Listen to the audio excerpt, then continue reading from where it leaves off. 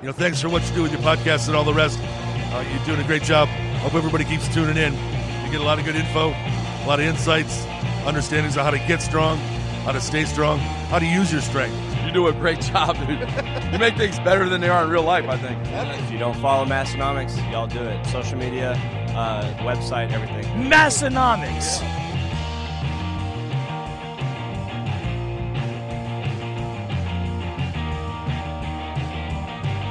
Good morning, South Dakota. Episode 432 of the Massenomics podcast, the lifting podcast about nothing. We've got a very special episode 432. We saved it just for episode 432. We're going to talk about our Lift Hard, Live Easy Classic Part 2. This is the preview episode, so that's going to be the meat and taters of the episode. We're going to get a couple of the instrumental pieces of the puzzle behind this whole thing later on. Talk about some other stuff, some exciting announcements that nobody's heard or very few are aware of yet, and maybe some other teasers that'll just get people's juices flowing for coming in here next weekend. And of course, my name is Tanner. And my name is Tommy, and country living, lifting weights, and beer all day is how I live. That I'm kind of thinking before we get too far into this episode, just since we're going to have, well, never mind. Well, let me see. I've got it on my computer. A lot of back and forth going on here. Yeah. I'm kind of got to commit to something. Debating here. Yeah. Oh,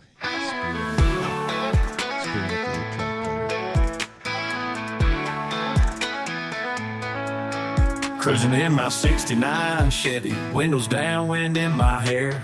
Aberdeen, South Dakota nights, man, there's something in the air. Spent all day in Massenomics, lifting heavy, breaking sweat. 12 beers later, man, you know I ain't done yet. Lifting and drinking is all I know. Pop another scene and take it slow. Living easy gets hard when you're going all in. I ask myself, what would Huck Finn do again? My strength coat plates are made in the USA. Country living, lifting weights and beer all day. Back roads and bonfires, trucks and tire swings. Country songs and guitars, hear the night birds sing. That, of course, is the anthem of the summer and the anthem of the Lift Hard, Live Easy Classic weekend. Western Northeast South Dakota, that country music that's just been coming in everyone's ears the last few weeks. You can't get it off my mind. I don't know about you, Tommy. I can't. And then I listened to the OK podcast, and they got that thing on the intro, the outro. They got that thing peppered in everywhere. They had their own gym lifting video. I think they've promoted that song more than we have. Yeah. Well, the strength coat plates are made in the USA. Yeah. It's just, what is it? Country living, weights and beer all day. Is that what it is? Battle cry of a generation. I like, you knew when the beat dropped. You're just ready for it. That is a party anthem. I can't wait to listen to that one. It's going to be soon with a couple hundred of our closest friends. We're going to get to jam out to that one right here in Aberdeen, South Dakota. Before we jam out too much, though, I do want to make sure everyone is aware that this episode of the Massenomics podcast, along with the Lift Hard, Live Easy Classic Meet, is brought to you in part by JUGGERNAUT AI. It's the smartest programming for you. You can check them out at juggernautai.app.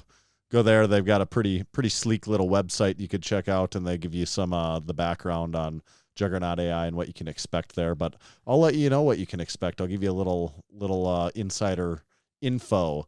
You can expect some damn good training that'll help peak you, whether you're doing a powerlifting meet or just trying to increase things like your squat, bench, and deadlift, or you're interested in power building programs. They have options for that.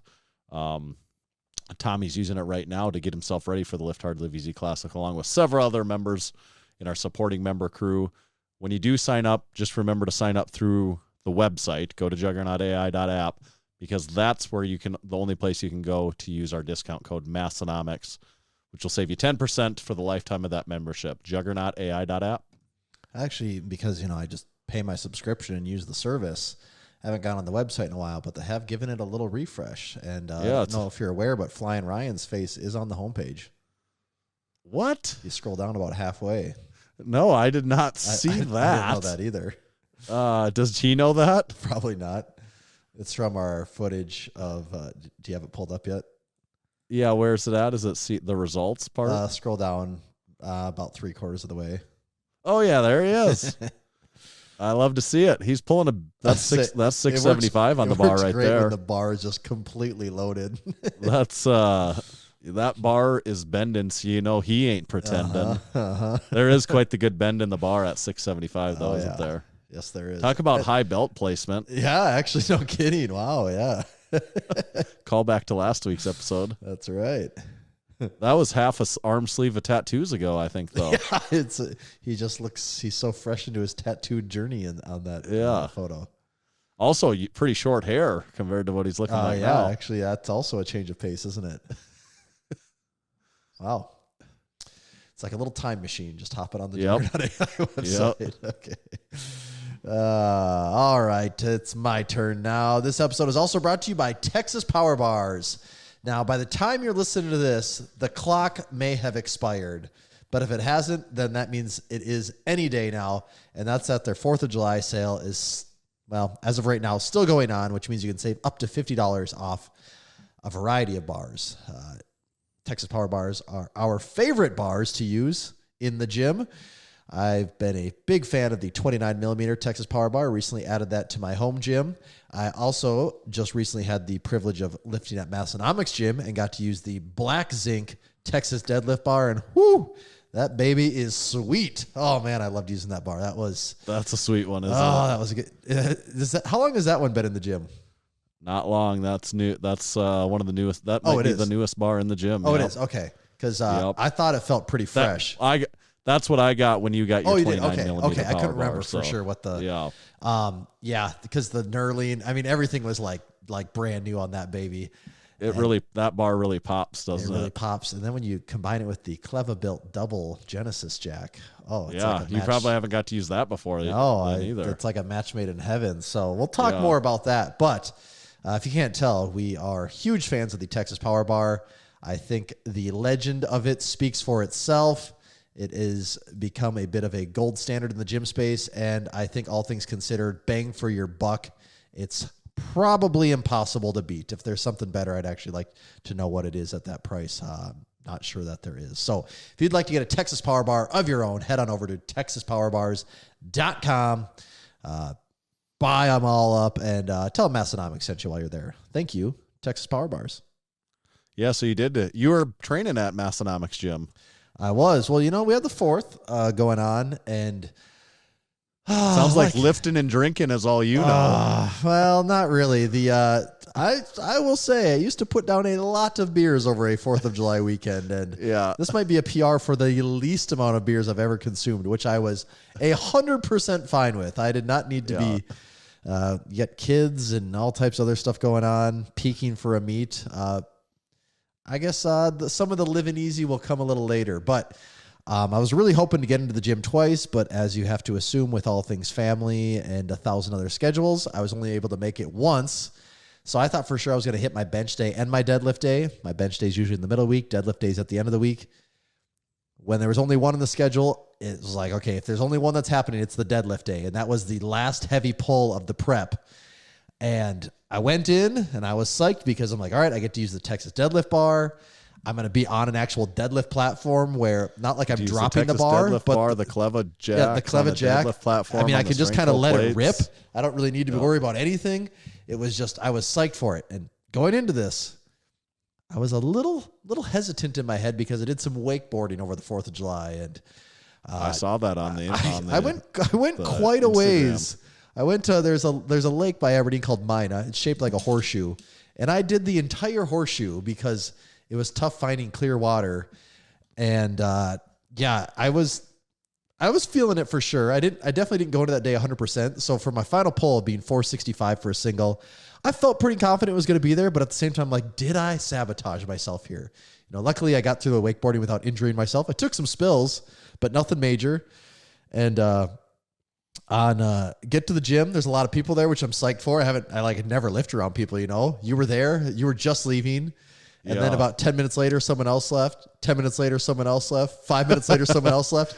By the time I got to my top sets, Jake and I were lifting. Yeah, I was the only one left in the gym by the time I got to my top sets. Right, because there was like 6 people when you walked in. Oh, there might have been more than that even. It was you, Jake, Ryan, Big Sam from Idaho Leah, was there. Sam. Yeah. There was 2 guys that I don't know who they are. And one other person came in and left while I was just doing my deadlift sets. So like that's a total of 8 people that had come and gone over the course. That other person came there like, I think this guy wants the gym to himself today. Like, I'll get to see myself out. You know what? I was just going to stay on the other side and not see him, but he clearly needs space, so I'll just leave. So I went into it, 465, thinking, okay, how's this going to go?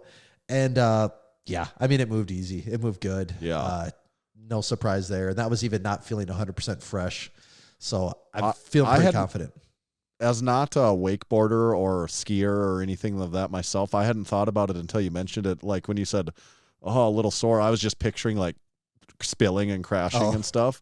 But I wasn't thinking about just holding the rope for that long, the grip. And you mentioned traps. And I'm like, like I wasn't even thinking about that as a thing, but I'm like, I could see that for sure. I don't know. I mean, I'm not going to say I have a very good grip, but my fingers still don't feel right after because you're going, there's so many boats on the fourth. You're just bouncing, boom, boom. And so every time you have to lean back to a certain degree all the time, right? Like, so you do. You're not like you can't lean the more ahead, you do it, you get, because I used, if you're not a long time listener, I used to have a wakeboarding boat a few years ago. We used to go wakeboarding all the time. I suppose the better you are, the more of a sweet spot you can definitely get. Yeah. I mean, it used to be the point where I couldn't last more than. I mean, I just couldn't last a couple of minutes because my legs would just be cramping, and you get more relaxed. So you figure out how to just be in a more comfortable position where you right. So like I am better at that than what I used to be, but you still do feel it. You do, and my traps, my lats were feeling it too, and my hands. Like my grip did not feel 100%, but. Got the lift done. Lifting at the gym was great. I mean, I had a great time in there. It was awesome. It is funny though how now, every time you come back to Massenomics gym, it is just such a trip lifting in the gym. I mean, there's so many bars in there. It is so many bars. Like I know what every one of them are, and it's still overwhelming how many bars are in there. Yeah. And I'm actually not. Oh, I remember. When I was going to the commercial gym, everything I would touch in there would be like, this is just a different grade of equipment. This is crazy. And now that I have my home gym, it's like, no, this is just the same stuff I have at home. There's just way more of it. So that is a good feeling to not just be, of it. Just not be so caught off guard. And the biggest difference of that was when I was lifting in the commercial gym, between the bench and the bar setup, it's like, it kind of felt like it was like a toy setup I was using. Right. And now I have a really nice rep bench. I have the Texas power bar. I have everything that I love.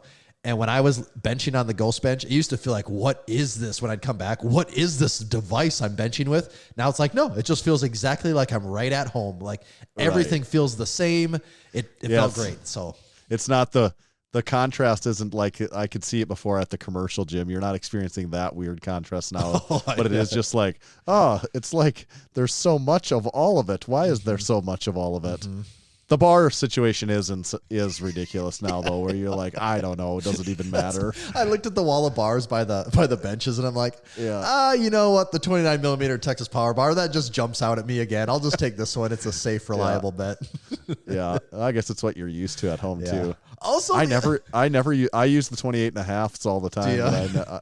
I've maybe only used that 29. I don't know if I've ever used it. Really? If I'm actually being honest about it. I don't know. I mean, I'd say once. I've used it once. That's the weird part about. Also, I mean, I'd maybe use the 28.5, but just the novelty, the newness of the 29, I still just love. The other thing that sort of catches you off guard is how every station is sort of like you're lifting with a different era of weight plates. You know, the whole deadlift squat area, you have the brand new state-of-the-art strength cold plates all over there. Yep. You go to the bench area and it's all nice York plates over there, which is just it's like you've jumped back in time. It's a whole different era over there, especially if you want to pair it with a retro Texas power bar, which there's aplenty. And then you get done and then you go to the other side with the Rhino and then you just have like what you see at most places, a mismatch of iron plates laying around. Yes. Well, and you said something, you had the Rhino. I think this might be the first time I've actually used the Rhino in a workout, not just like throwing 25s and be like, oh yeah, this is what the Rhino feels like. Let me see what this feels like. But as an actual part of my workout, God, that thing is so smooth. It's so good. The last time I actually really used a bench or a belt squat was the homemade one we had in the gym. So it was probably a couple of years ago. And I was actually caught off guard how good the Rhino actually is. It's really, really nice. And if space wasn't an issue at all, I think the Rhino would be pretty high on my list of something I would add to my home gym, because I did like it that much. When I got done deadlifting and went over there and started doing some reps of that, just how good you feel it 100% in your legs and nothing else. I thought, yeah, I could see that this being a piece that would really, really blow my squat up if I had a whole nother meet prep and this was a steady piece of it. I really think that could contribute a lot to a big squat. I think so. I mean, we'll talk more about this in weeks to come, but after the Lift Hard Leave Easy Classic, I'm planning on switching gears in my training a little bit and maybe doing just like way less specific stuff. And I am thinking that maybe one of my main squats for a while might be actually like the belt squat. I might just try that for a while and see how that goes. Because I have never really used the Rhino consistently since we got it either. Okay. It's weird. We get all this stuff, but then like, well, you don't want to be doing musical specific chairs where stages, doing something different every week because you never get good at anything. Then. No, I like to do stuff for many months in a row, like to progress it. And then it's like, and I don't need that many variations. Like I also don't, like I don't need like 7 squat variations. Like I'll have like 2 and I want to get better at those. You know what I mean? Exactly. So, yes. I 100% agree. And I mean, as someone that I squat pretty high bar and I have a lot of forward knee travel. So I think most people would say that puts a lot of the stressors on the quads. And even then still, I could do the Rhino with pretty low weight. And I'm like, whoa, I'm feeling this even way more than just my standard squat even. One of the Ryans asked how long they were talking about if they took a barbell from the gym, how long it would take till I would notice it would missing. I would probably notice it the first day that I'm there after it's missing. I would notice, honestly, if there was a set of collars gone, I would notice it the first day, because part of my warm up is just making the rounds, gym walk around and straightening things up, and I know how many empty spots there's supposed to be for the bars, and I know where the clips go, and I would notice it if there was a bar missing. I think if it was any of the like 50 barbells, I would notice it the first day. And I would be able to, I would almost within minutes, I'd be like, I would know which one it is. People don't realize this, but every holder is full. So like if a spot was empty, it's like, well, like there's empty hands. Like empty hands don't exist here.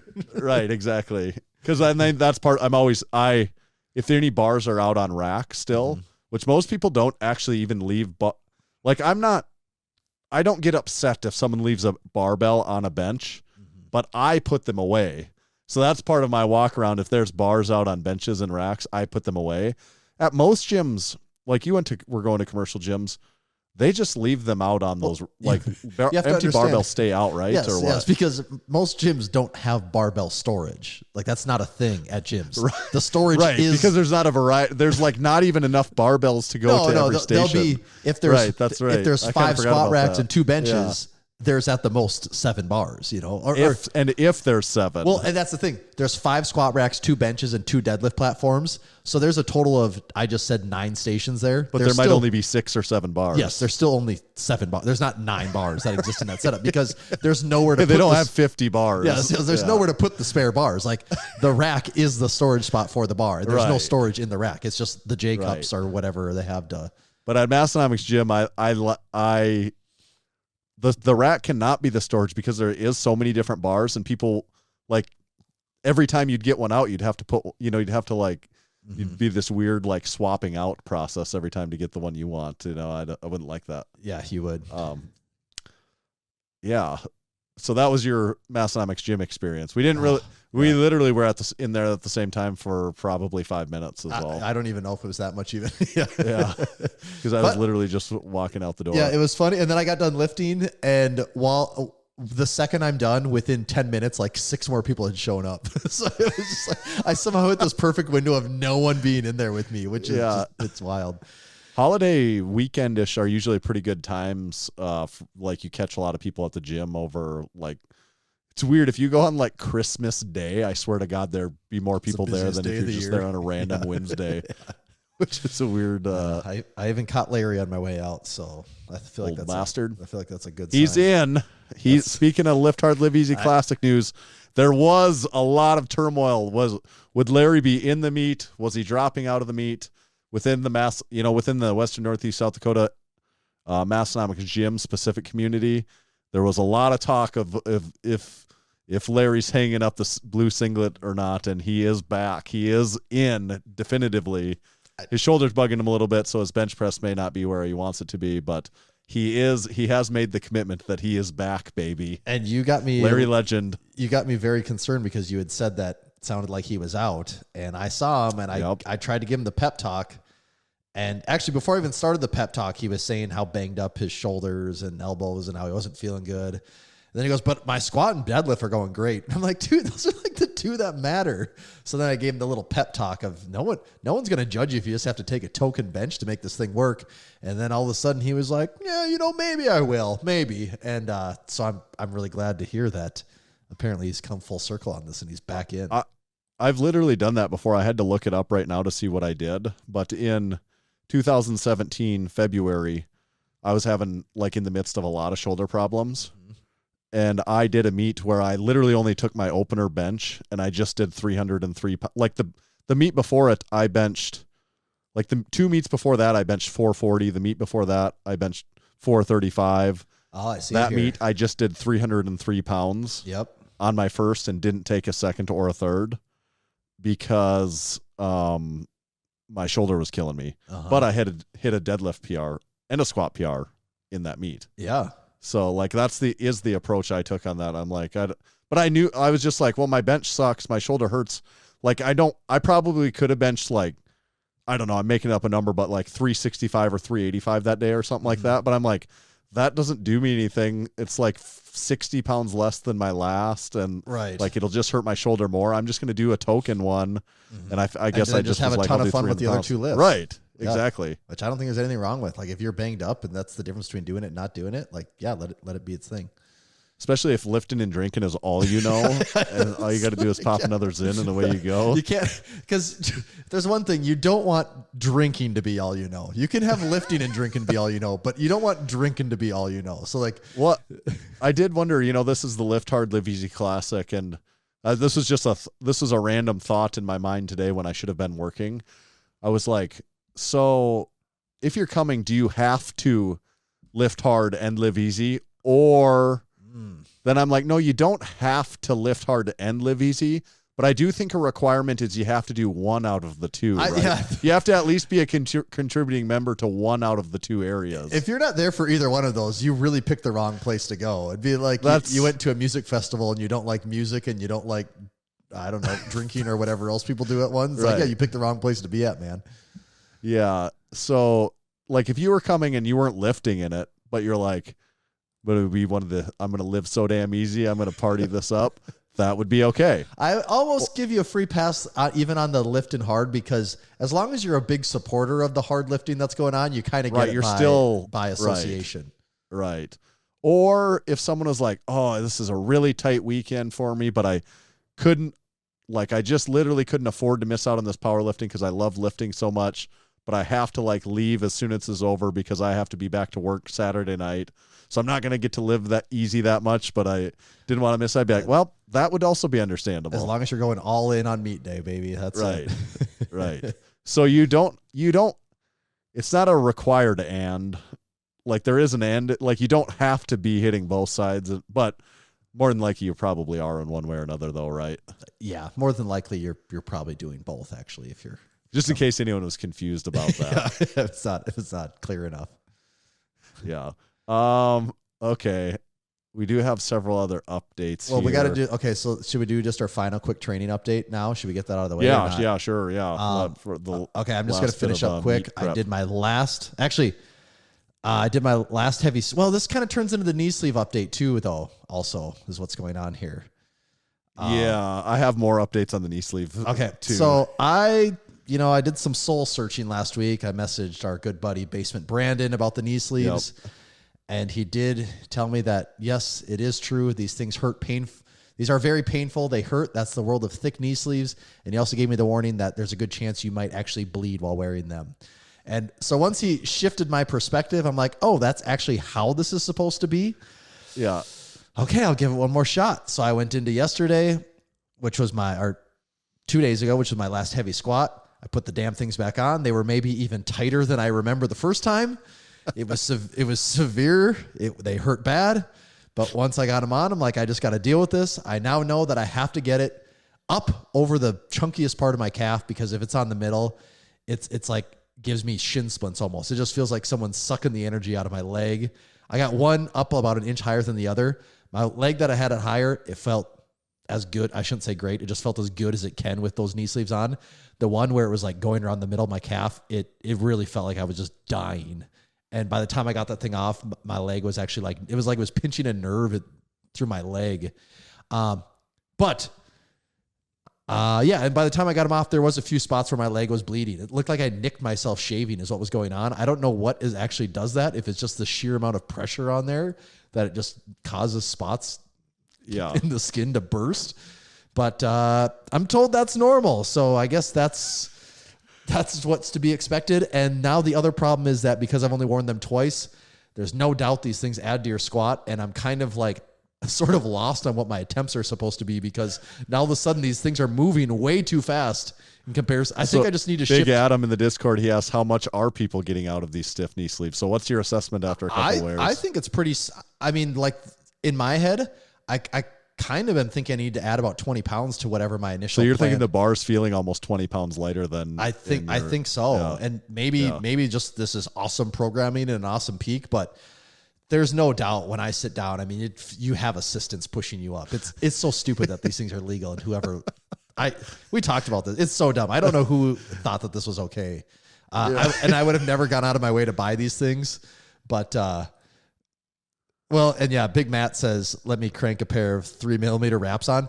I don't doubt that's that. the idea. That you are going into the wraps. You're knowingly going into wraps when you do that. It feels like it, and I don't doubt it. And like the thing with the sleeves is like, I can totally, like, they suck, but I can tolerate it for a lift. It's the fact that the damn knee sleeves are on for like 45 minutes. That's the part. Right. That is the part. It starts to, it's not even like the pinching pain.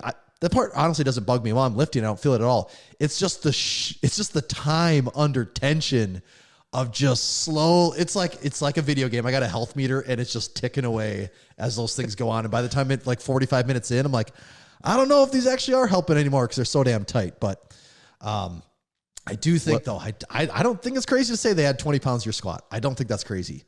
So let me share my and so for people that don't know, just as a size comparison here, in SBDs, I wear a medium. It is tight, but I can get them on.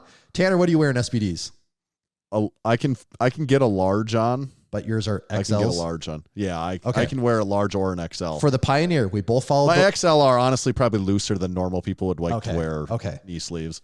But in the Pioneers, we both follow the size chart. I have a 2X. Tanner also has a 2X because you go by your calf size.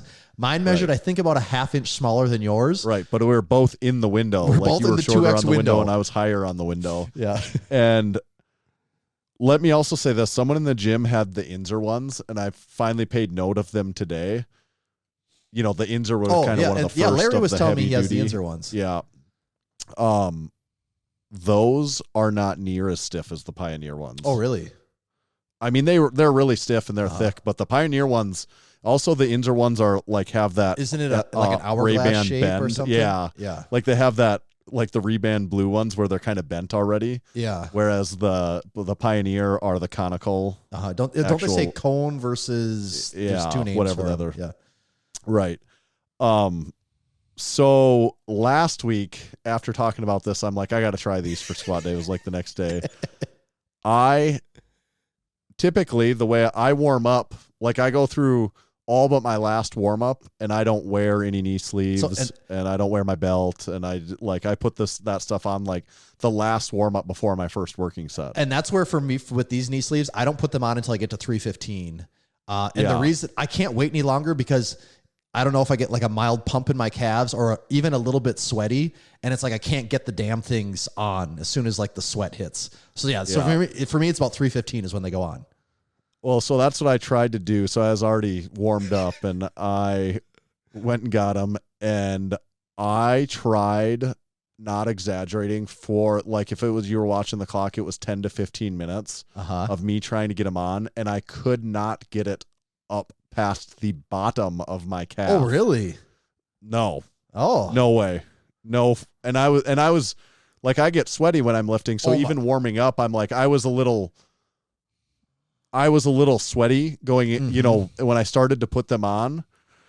And I honestly tried for like 50. It fucked up my whole squat workout because I was so tired from trying to get these on. Like I was like, doing everything I could to try and get these on. Did you do the thing where you just fold the top down and pull them up? Was that the approach you took? So I can't remember the different methods I tried the first day because I was literally just trying to do anything. Also, these do not fold easily. Like they barely want to fold. No, I actually have to like, you get the top like rolled and then you have to like roll it into itself. It's not, there's no folding going on here. Yeah. Yes. So then, this week and after you talking about it, God, I was like, I really want to try these because I want to see like, how does it, like maybe my squat will feel really extra nice today because of it. And I'm like, I just want to try it and see if it gives me a little bump. It'd be a fun, interesting thing to do today.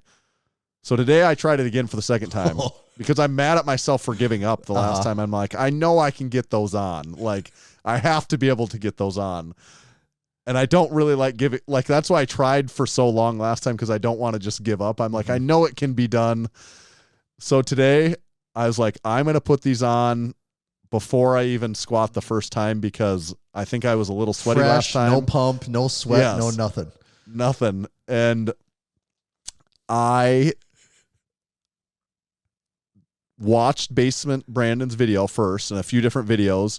And the most preferred method I found was to roll the bottom up about 2 inches. Oh, really? This is what Brandon does. People do that. And then the top all the way down to flush with the very bottom of it. Okay. So then you get something that's about a little that. It's maybe like that tall actually, because these sleeves are very tall to begin with.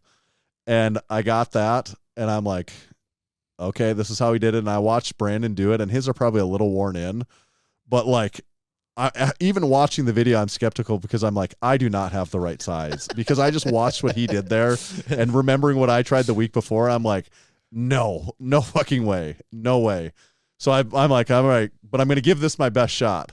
So I did it, and I could have almost herniated myself trying to pull this so hard. Really? I could not get it over my calf. Oh, I could not get it even like halfway up my calf. See, to me, so then someone, actually Jake mentioned it here in the Discord, try the strap trick to pull up the sleeves.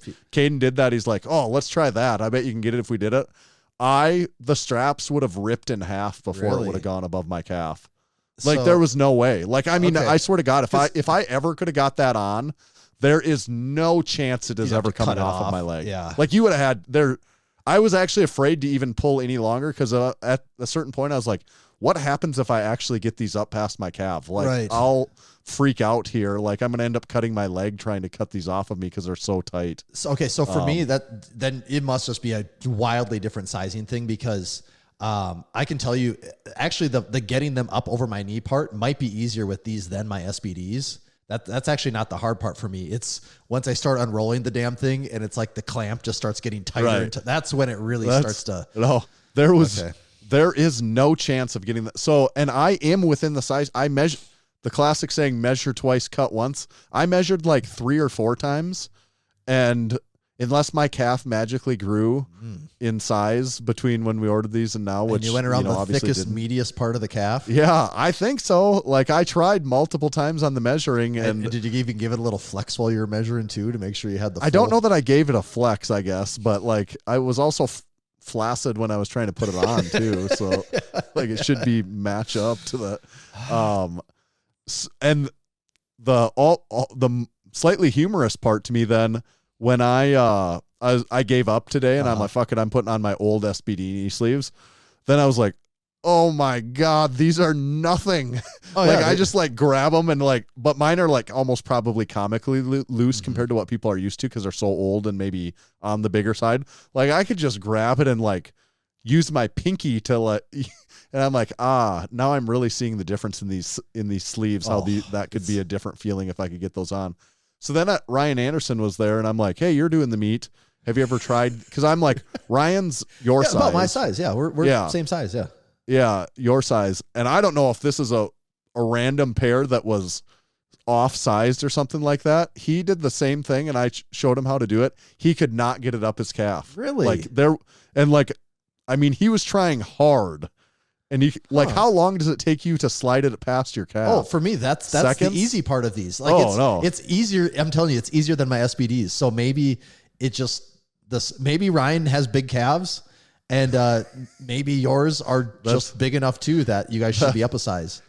I am confident. So I'm going to try to find. Ryan took these home and was going to try it home, because after feeling them, it was funny his reaction when I handed them to him, because he really didn't know about these at all, like that there was even this separate class of knee sleeves, because he has like old slingshot. He's kind of in the same boat as we had always been doing it for a really long time and had nothing but these old slingshot ones. And I handed to him, and he grabbed them and literally goes, "What the fuck?" Yeah, well, it's obvious. That should be anyone's reaction, though. It's so over the top. Yeah. And I just could do nothing but laugh, because I'm like, I know it's crazy. And he's like, "So you can wear these? Like we could wear these other ones?" I'm like, "Yep. Somehow it's the same, I guess." Yeah. I don't know who decided this is the same thing, but it's the same. Yeah. Yeah. It is wild. And that's what the whole lesson with this is. It definitely adds to your squat, because now when I'm taking these final attempts and I'm watching them back, and then I'm also putting them into the Smart Barbell app where it's giving you bar speed. It's like, my deadlift and squat are both they're both top sets were at like 0.22 meters per second, which to me shows like, oh, those are in like a similar range. Like those are where they should be. And my squat is at like 0.4. It's almost twice as fast, like 0.4 meters per second. And I get it. I probably do squat faster on the way up than I do those other lifts. But to me, that's showing like this is just like it hasn't slowed down enough to be where it's heavy. So right. I am having some second thoughts on like, where do my attempts actually start? Because I don't think it's going to line up with where Juggernaut. I mean, I did all of Juggernaut with my SBD ones on, and I think it would give me real numbers for that. But for these knee sleeves that are potentially adding, I don't know, 15, 20 pounds or so, I think my attempts might all have to like shift up a whole line in the. That's a good problem to have. I mean, it's not a terrible problem. Yeah. And so enough of the squat talk and all that. But today was my final bench day. I took first time ever in my life I've done a self handoff of 325. Yeah, how'd that go? Just smoked it. It just nice. It moved the exact same speed in the bar tracker that my 315 moved. So I'm just like, these things are just coming together, man. 325. I've done that a handful of times in my entire life. So your third could be like 335 or 340 or something like that then. It totally could be, but I've also almost never got my third attempt bench in a meet. So I'm like, maybe I just need to play that more conservative and just Grayson asked your weight class. You're in the 220 I'm in the class, 220, right? yeah. I'm weighing about 212-ish these days, but I'll be in the 220. Yeah. So the bench is definitely going good. Oh, bench is feeling great. The squat's going good with the implementation of the and my deadlift's the deadlift went good. The damn meet just needs to happen, and hopefully it's all still there on meet day, I guess. It sounds like your hay's pretty well in the barn. I'm looking at the barn, and it is quite full at the moment. So I'm feeling good right now. It's like, hurry up and get here, meet before all this hay starts on fire. The heavy lifts are done. Now I look at Juggernaut, it has like 6 more workouts between now and next week. And it's all just like kind of either just dumb. I shouldn't say dumb. It's just accessories that are whatever, or it's like a technique day. So it's like, okay, we're going to do 3 sets of 1 on squat, 3 sets of 2 on squat. Then the next, or 2 days later, we're gonna do 3 sets of 1 on squat. Then 2 days later, 3 sets of 1, and it just keeps getting down to like no weight, So right. Which is how a peak should go. Like logically, this all makes sense to me the way this peak is going. For what now? Starting the peak. I don't know if I've done a single set of the compound movements over 3 reps, and to me that makes perfect sense. Like that's right. And it's just all right. You're building up to a single, and then you're either doing 3 sets of 2, 3 sets of 3, 3 sets of it's just not much to it. And I'm feeling really good. I'm on board. It's all there. I just want the damn meet to happen now. I'm ready, man.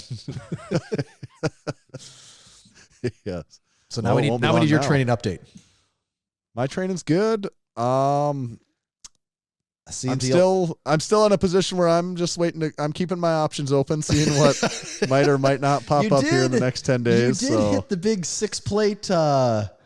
I did 6 plates by 5 2 weeks ago, and this last week was my last. This last weekend was my last heavy deadlift, and my plan was to do 600. I've been flirting with the idea of doing 600 for a set of 5 because that's kind of my best set of 5 historically. So I'd really been considering that. And then the day of, I decided I was just going to do 600 for a double or a triple. Because I'm like, my hay's pretty well in the barn here. And I ended up in the set. I'm like, I did the first one. It was somewhat hard. So like mid set, I'm thinking, okay, the first one actually moved a little bit slower than I was thinking it would.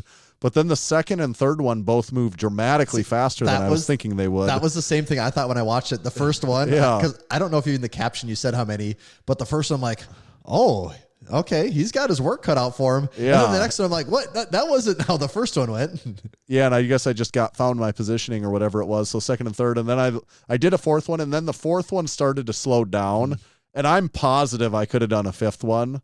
Like I counted that an RPE 9, a 600 RPE 9. I think I could have done a fifth, and I don't know that it would have been a max 10. Like my RPE probably would have been like a 9.5 or whatever you want to call it. But I'm positive I could have done 5. But even in the time, I'm like, nope, I'm really good there. Set the bar down, and I'm like, I feel so not fatigued or hurting, or like I just feel really good from that. And so I could have done it for 5, and a younger me would have done it for 5, just like for nothing purely other than like personal ego or something like that. And, I'm putting too much stake in the deadlift anyways, but I like the deadlift. So it's fun. Yeah, it is. And did some Atlas Stone training after that with Tim on that same day. He's a bit of a stone we got master. all tackied up and did the full Monty. I mean, it was quite the production. That was the day you were there. Oh, that was that Or day? was that not the day? No, was I that think on you Sunday? said it was the day before. Okay. Because you said you tried that all was the on Sunday. You said you were trying all the different formulas of tacky and everything. everything. So we really went on full tacky, and I was deciding if I was to do something like that, what I would like to wear and not wear. And there's a lot of different options there. And that was very fun. And he and I kind of did the thing where we did, go back and forth like the actual competition is. And that was a lot of fun. Actually, that was really fun. That had me really jazzed about the thought of, if I was able to get in on something like that, like that stone event would be a freaking blast. You said you did the stone event. Had you been practicing stones in any way, or was this the first time you touched them? No, I have been. I've been toying around with the idea. I just hadn't wanted heard to be ready for about anything those, that so could I come didn't know up. if you would. That was the hardest I went on stones. Okay. And we went for a while, and I got done thinking I could have gone there. Luckily, Tim was the voice of reason, as a matter of fact, and Did said, Tim like, say, no, we're probably. Whoa, it's been a while. Stop. He said, we're probably good there. And I'm like, yeah, I guess you're right. But like in my mind, it was like, we could have done that for a while. Yeah. I wouldn't say just getting started, but probably just hitting like where it's like, okay, now we have to ratchet it up a level. And that probably was the right spot to stop. So I kind of, whether by pure luck or help of others, I stopped all my lifting there at the right points, and did some one last go of 18-inch deadlifts. Took that quite a bit easier, but just got a few reps in there, and everything feels good. Everything feels really good. Although I'm like, the next day this is not major, and I assume it'll go away by then. I don't notice at all normally, but I just bruised my side or something. Oh, where you brace into your belt really hard, like you're almost like behind my side obliques on like the side of my back or something, where you would normally brace really hard into your belt. I don't know if it's just like a bruise there or what I did, but it's just a weird little thing. I only feel it if I'm bracing really hard to my belt. So I just I did some squats today, like I was talking about the knee sleeves, and I just went beltless because I'm like, I'll give that a little extra off time from not bracing that into anything. So training's fun. Training is fun. Yeah. It's fun when things are going well, isn't it? Oh God. Because it's just like, oh, if I can just keep this going forever, I'll be so strong. But that's the hurdle of how long can you keep this going. But no, and I think I maybe talked about it with you, and I've talked about it with your brother in the gym and some other people. And I'm like, no, when this Lift Hard, Live Easy Classic is wrapped up, I'm going to shift gears pretty drastically for a while and just do some different stuff. Oh, yeah. I'm ready to go full hypertrophy mode and to just mix things up as much as I can in my home gym, which isn't a ton. Yeah. But that's what kind of my plan is. I'm going to go Juggernaut AI bridge blocks and hypertrophy as much as I can. And I'm going to switch out main lifts for like obscure variations, honestly, where I'm just like, this is just way different. Jefferson deadlift every day. Yeah. Well, not like that. More like, how can I, instead of doing a regular deadlift, how can I make this almost easy? Like still make this really hard, but not tax my body in the same way as that normal stuff. Yeah. That's the thought, at least. Okay. Should we start? Good long-term plan. Yeah. Should we start talking more about the weekend that will be here next week? Let's do. Actually, I'm really thirsty, though. Okay. Yeah. Let's crack into a crispy cold one. What do you got? I got something a little different this week. I'm still on the Waterloo Orange Vanilla kick. I've got a bubbly. I don't know if you can see this can flavor, but it is it's got quite the Bellini Bliss. Oh, you see Bellini. that? What's Bellini that? Bliss. Do you have any idea what that is without knowing the flavors? Is there any pictures on the can or anything? Well, the can fades from like a reddish pink at top to through orange and yellow at the bottom. Like it almost looks like a pamplemousse. Yeah, it kind of does. Coloration. I don't know. Is it some type of berry something? Peach, pineapple, mango flavors. Wow.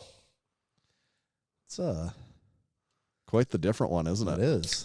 I'm going to give it a shot. I just think, have we ever had any banana flavored sparkling water ever? I don't really remember banana flavor. Which is kind of surprising because that is a flavor people use. This is pretty decent. It's not my favorite ever. I'd give it a 3.5 on the Bellini Bliss. I don't know if it's pure Bellini Bliss, but it's Bellini decent at least. And we're going to get a couple special guests on this week to help us recap help us preview some of this stuff. I see Jake is listening live. Jake, do you want us to call you first or second?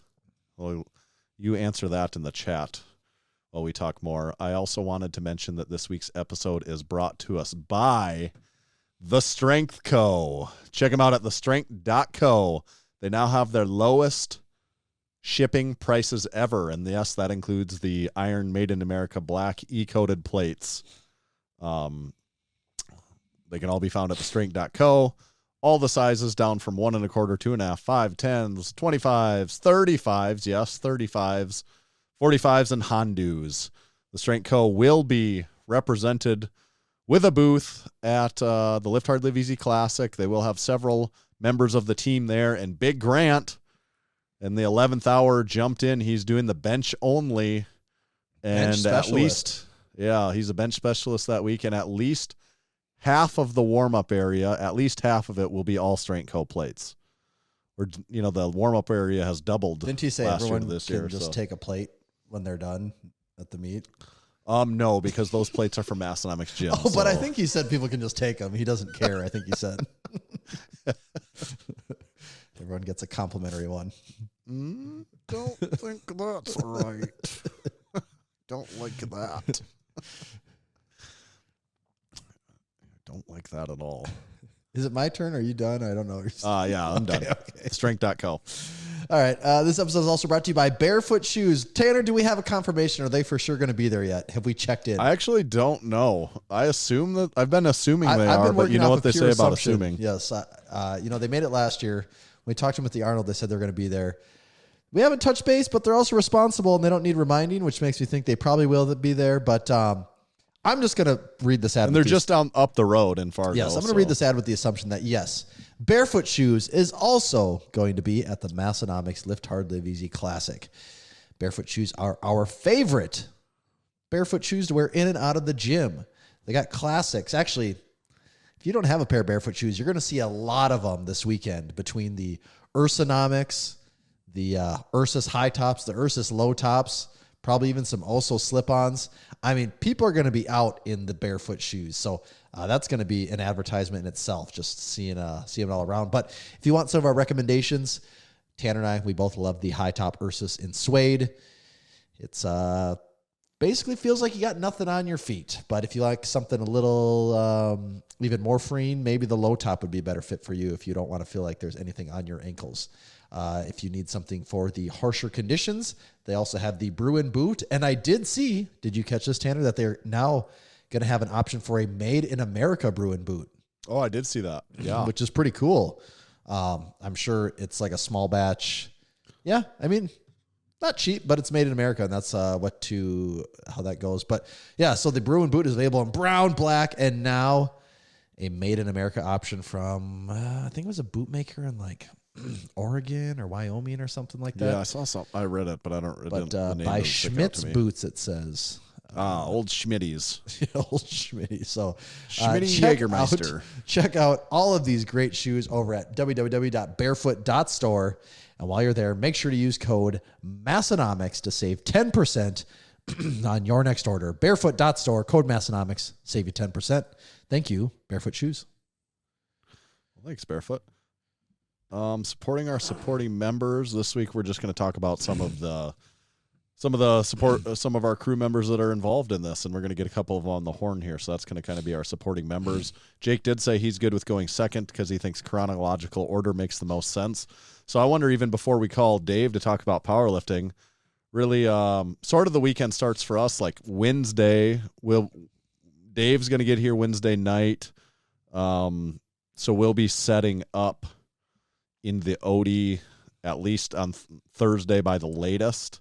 Mm-hmm. A lot of people will start to fly in on Thursday and drive in on Thursday. So a lot of heavy lifting will get done on Thursday though during the day of setup actually. Yeah, Thursday is going to be, we got enough other stuff going on that it's just going to be a load off our shoulders if we can get most of the behind the scenes work done on Thursday so that we can just be in the moment for the next couple days. Yeah, we kind of have to too because Friday is weigh-ins, but we kind of have to have our booth set up prior to that, and mostly, basically everything has to be there on Thursday. It does. Like we could be buttoning things together on Friday. Yeah, we need to bring a tote of something on. Yeah, right. But for the most part, that will get done on Thursday, and then Thursday evening is the semi-unofficial meetup, semi-official this year, I guess, at Pounders for anyone that's traveling in. You could almost say it's like together. The pre-gaming for the whole weekend.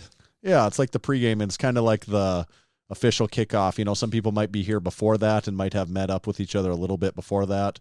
I would say the gym is open all weekend for anyone that is here. Obviously, can go to the gym anytime. You can train in the gym. You can just hang out in the gym. You can go get a picture in the gym, any of that stuff. I would say, though, by Thursday, we'll be moving a lot of equipment out of the gym. There's 30 sets of 45s that are going to come out of the gym because the warm-up gets filled with a bunch of those plates. There's going to be 15 barbells that are coming out of the gym to get moved there, clips, weight trees.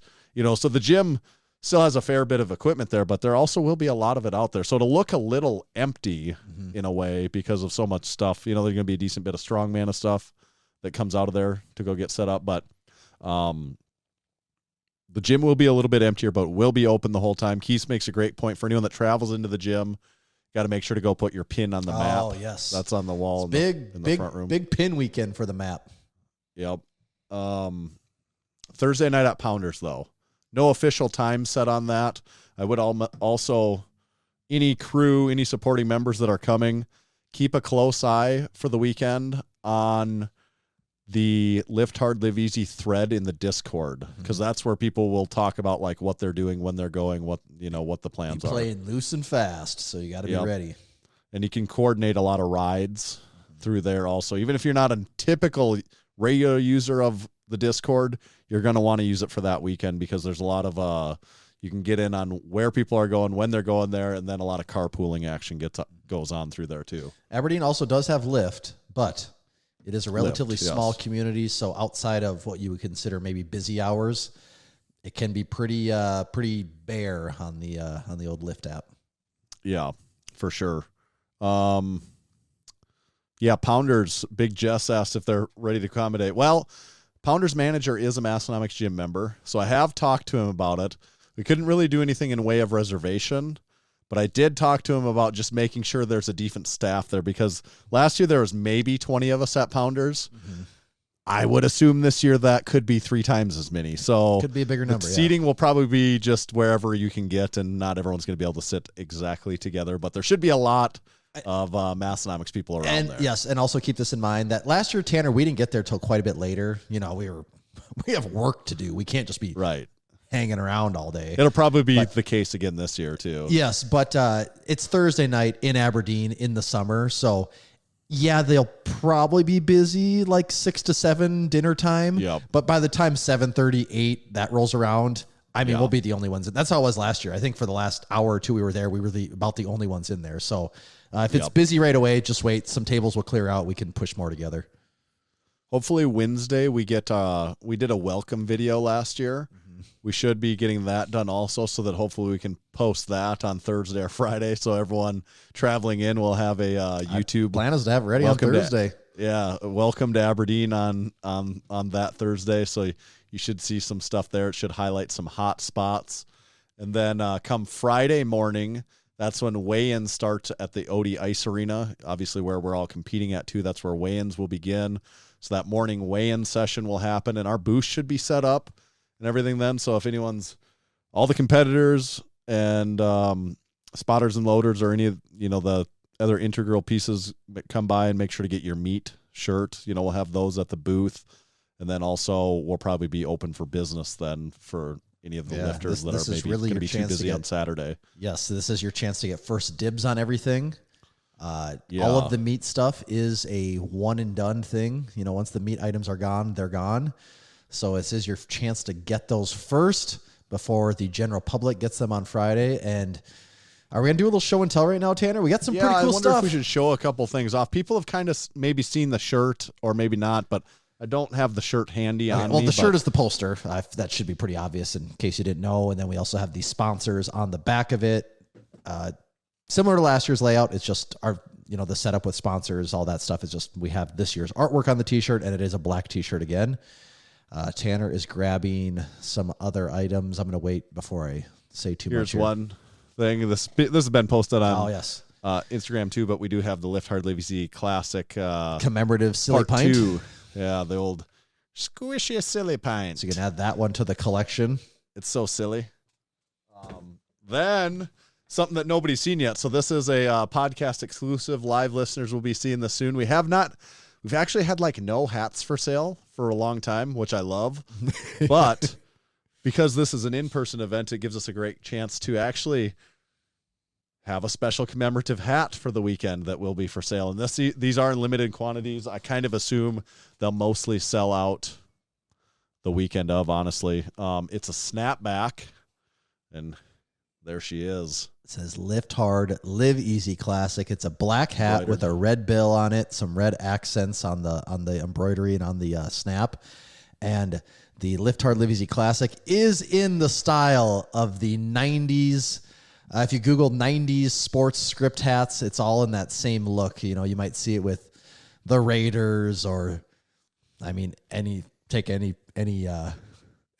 90s sports team. They all had this classic script look, and so we did the same thing for the meat weekend. Yeah, I'm still farting on all of them. It looks great, and we've never done this actual hat blank before. This one goes pretty big, doesn't it? It does. We intentionally made one. We picked the one that had the biggest potential size on it. I've got a big old noggin, and especially with my hair situation, for me to wear a hat, it's got to be a pretty good size, and I can wear this. So there may be some enormous head guys out there that this is even a stretch, but I'm like, what hats can you guys wear, honestly? Like Big Grayson, he does need a replacement. I think this would be the replacement for that hat. He's got an old orange snapback, it looks like, so this would be the one. It does sweet. The embroidery on this is really nice, too. Mm-hmm. It's nice. Yeah, I actually haven't got to see that in person yet, but yeah, so that's pretty sweet. And we got a couple other little knick-knack items. We got some magnets around and some posters around and a few things like that. And then last thing, right, is our one item that we're going to leave a little bit of a mystery until then. Yeah, just a little bit of a mystery, as in we won't show it, but we'll say some details on it.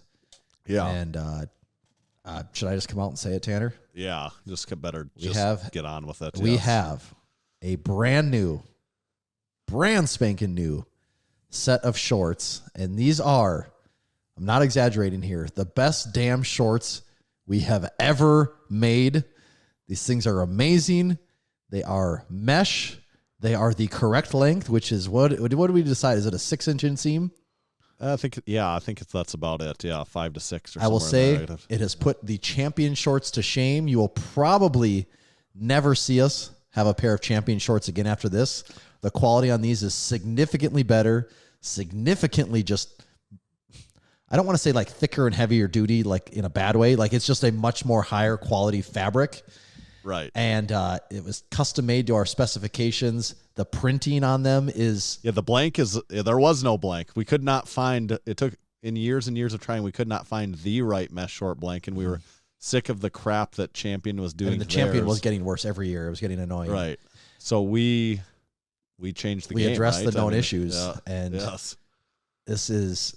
They're a game changer. These things are so nice. Yeah. Really, really not exaggerating here. These things are that good. And they go big, too. That was the problem with our Lift Shorts 3. We've got these up to 4X, which 2X used to fit some really big people. So, like, you could be the biggest dude that listens to this, and we will have a pair of these shorts that's going to fit you, actually. Yeah, so I'm really excited for these. Unfortunately, the last time I was in Aberdeen, I didn't pick them up, so I haven't got to, actually really wear them around. I've got to try on the test samples and all that, but... these things are just nice.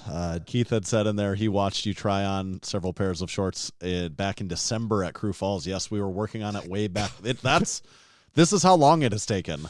It has been a process, but I'm really happy with the final product here. Yeah, the quality is. This is essentially our new Massenomics blank, and this is what you would see probably future shorts on as well, besides just this one style that we're coming out with this weekend. So be ready, people. So we didn't give the details of what these exactly are, what they're decorated with, what color they are. But I'm excited about them. I haven't busted mine out yet, just to kind of keep it under wraps. I keep thinking they're just going to magically accidentally pop up on your Instagram feed, but yeah, everyone keep their eyes out. You never know what might pop up around there. So that's the merchandise that'll be set up Friday. Friday after morning weigh-ins. Kind of free choice time for people. The gym, like I said, will be open. There'll probably be some people. I know they're hanging around there last year. Then Friday afternoon weigh-ins will go on. I think that's 4 to 6 back at the Odie. Got 100 people to get through weigh-ins, so there'll be a decent number of people at both, I would assume. And then after that, the Friday night festivity is the party at my house in my backyard.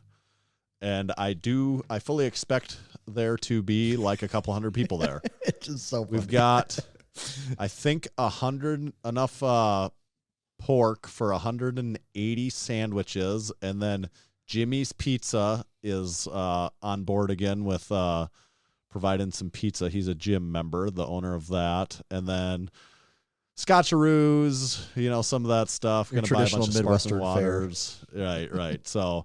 Last year, I kind of advertised it as no food, and towards the end, I just said, we better have some food. This year, there is going to be food, but I would still stay, depending on what you're got cooking for your meat and stuff, nobody's going to be offended if you decide not to eat or if you're going to want to eat something specific that night before. But there should be ample food there for anyone that wants to eat. But whether you're eating or not, the hangout should be fun. It's a big meet and greet. It's a party. It'll probably go from 6 to 9, 6 to 10. Everyone hang out there. That is also the semi-unofficial fashion show where everyone that wants to participate wears their most unique pieces of Massenomics apparel, and we'll do some judging there. I also think we're going to try to, for anyone that makes it into the Hall of Fame, Ring of Honor, that is hitting their 12th achievement at least that weekend, even if you haven't quite done it yet, because the competition's the next day, that'll mark off for quite a few people. But if you know you're hitting 12 that weekend, we're going to have a little award ceremony Friday night for that. And for the first person. If someone were to ask me what's wrong with powerlifting meets, it is that there's not enough awards given out over multiple days. So we have awards before the meet even starts, as a matter of fact. And then there is also the one Big Dodzilla will be hitting 15, the first ever. So we'll have part of that award ceremony as his special reward for hitting that nobody knows what it is yet. I've actually got it tucked away in this room with me right here, and we will be presenting him with that as well. Yeah, it'll be a pretty historic moment. Yes. So that's Friday night. They were spraying. The city sprayed last night for mosquitoes, and then I had the people spray today for mosquitoes, and they're coming back next Wednesday to spray our yard again. So let's just say nothing will be growing in your yard for the next year. The only thing that's going to be growing is cancerous cells in all of our bodies. But it's not. I don't know if I've ever seen mosquitoes happen this bad this fast. I hadn't had a mosquito bite even in Sioux Falls the entire year, and all of a sudden back from the 4th of July, and they're thick. And it's the same thing in Aberdeen. I don't know what changed in the weather or whatever. It was nightmarish, actually. Yeah, you can't actually go outside. I mean, my kids, they're too young to like get the concept of hitting flies away. Right. And you look at me like, there's flies all over your head. Come on, man. Like, we got to do something about this. It's bad. Yeah. But the city sprayed last night, and then with them spraying our yard today, and I weed-eated and mowed today and did not notice a mosquito. Oh, really? Yeah. Okay. So the spray and then typically the spray lasts 21 days. Well, I have them coming back in 7 to do a double dose. So I'm having them extend all the way to the bike path and kind of doing some of the surrounding neighbors' yards too. So they're really hitting it hard, and it does seem to be working quite well, actually. So you're going to war with the mosquitoes. Yeah, I'm optimistic that there will still be mosquitoes, because you're not going to ever kill all the mosquitoes, of course. But if it was like it had been, say, 5 days ago, nobody could be outside. No, it's not tolerable. Well, you could possibly just cover yourself in bug spray. Yeah, you'd have to just be completely covered. And I have been wearing. I normally don't wear bug spray, which is also gross. Yes, and I've had to put it on these last 2 days. Otherwise, you just can't. I can't even go for a walk outside. Keith asked, this bug spray that you put on yourself actually work? I didn't know people hadn't tried that before, but yeah, it actually works really well. It's just that it's just smelly and greasy, and like they make ones that are less smelly and less greasy. Yes, they've really invested a lot in making them less smelly. It's right. But yeah, it does work. But yeah, it definitely works. But it's not. It usually doesn't feel good. Like you don't feel good about. Yeah, you feel like you want to take a shower afterwards for sure. Yes, that is exactly what you feel. Like the classic. I mean, there's nothing much more Midwest than going to bed at night completely covered in bug spray and completely covered in bonfire smoke, and being like, I am filthy and disgusting right now, and now I'm gonna go. And then you get out of the shower and you're like, I still smell like that somehow. Yeah. And then so that's Friday night. Also, Friday night, that is the night of the group photo. One of many group photos. Group photo Friday night. That's a good one. I wondered if maybe you want to climb on the roof of the house and get a. I don't need to risk any injury that close to the meet, you know. What's the worst that could happen? Also, what else was I going to say about Friday night? I do have a porta potty lined up also. Yeah, porta potty lined up, and people should know. I hope this is obvious to most people that you are allowed to bring like your significant others and people like that. Of course, yes. Yeah, it's not like competitors only. You know, Tanner did say he's expecting a couple hundred people, and that's because there's 110 people competing. If everyone even only brings one person, you know, we're at 220 already. So, not counting spotters, loaders, refs, all that other, it's easy to get to 250 or more.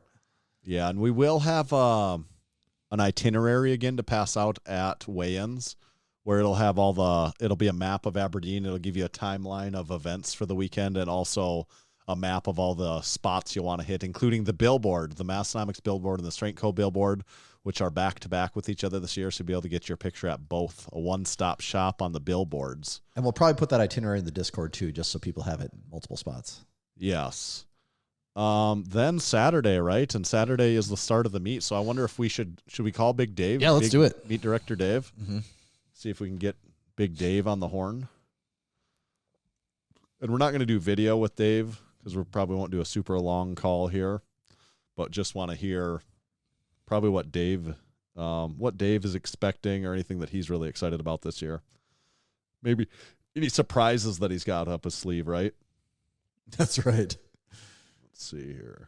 Give him a little collie poo. Can you hear that ringing? Mm-hmm.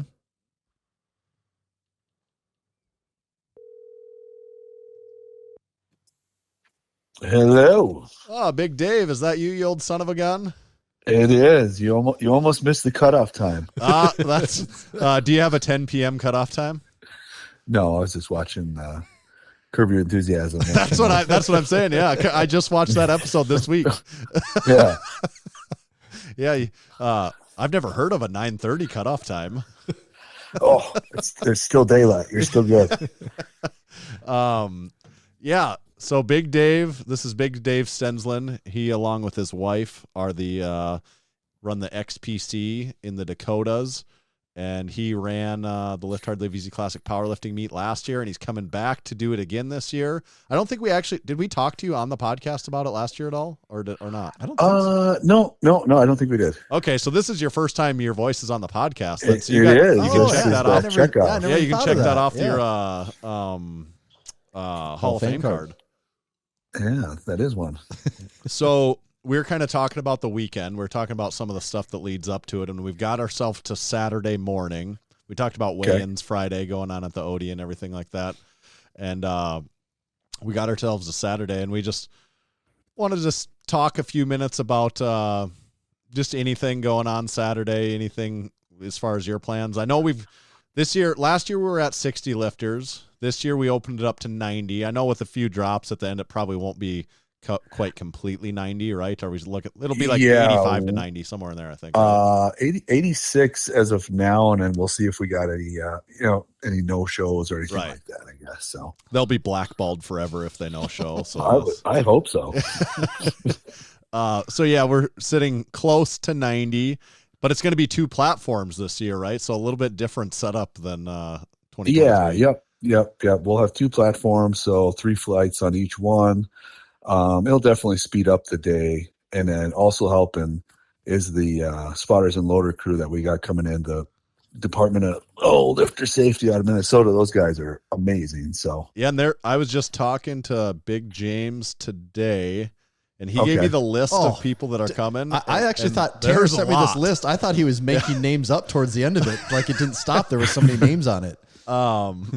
I don't know how they're all going to fit in the one Airbnb, but there's let me actually even count here what he said. There's 1, 2, 3, 4, 5, 6, 7, 8, 9, 10, 11, 12, 13, 14, 15. There's like 16 of them coming.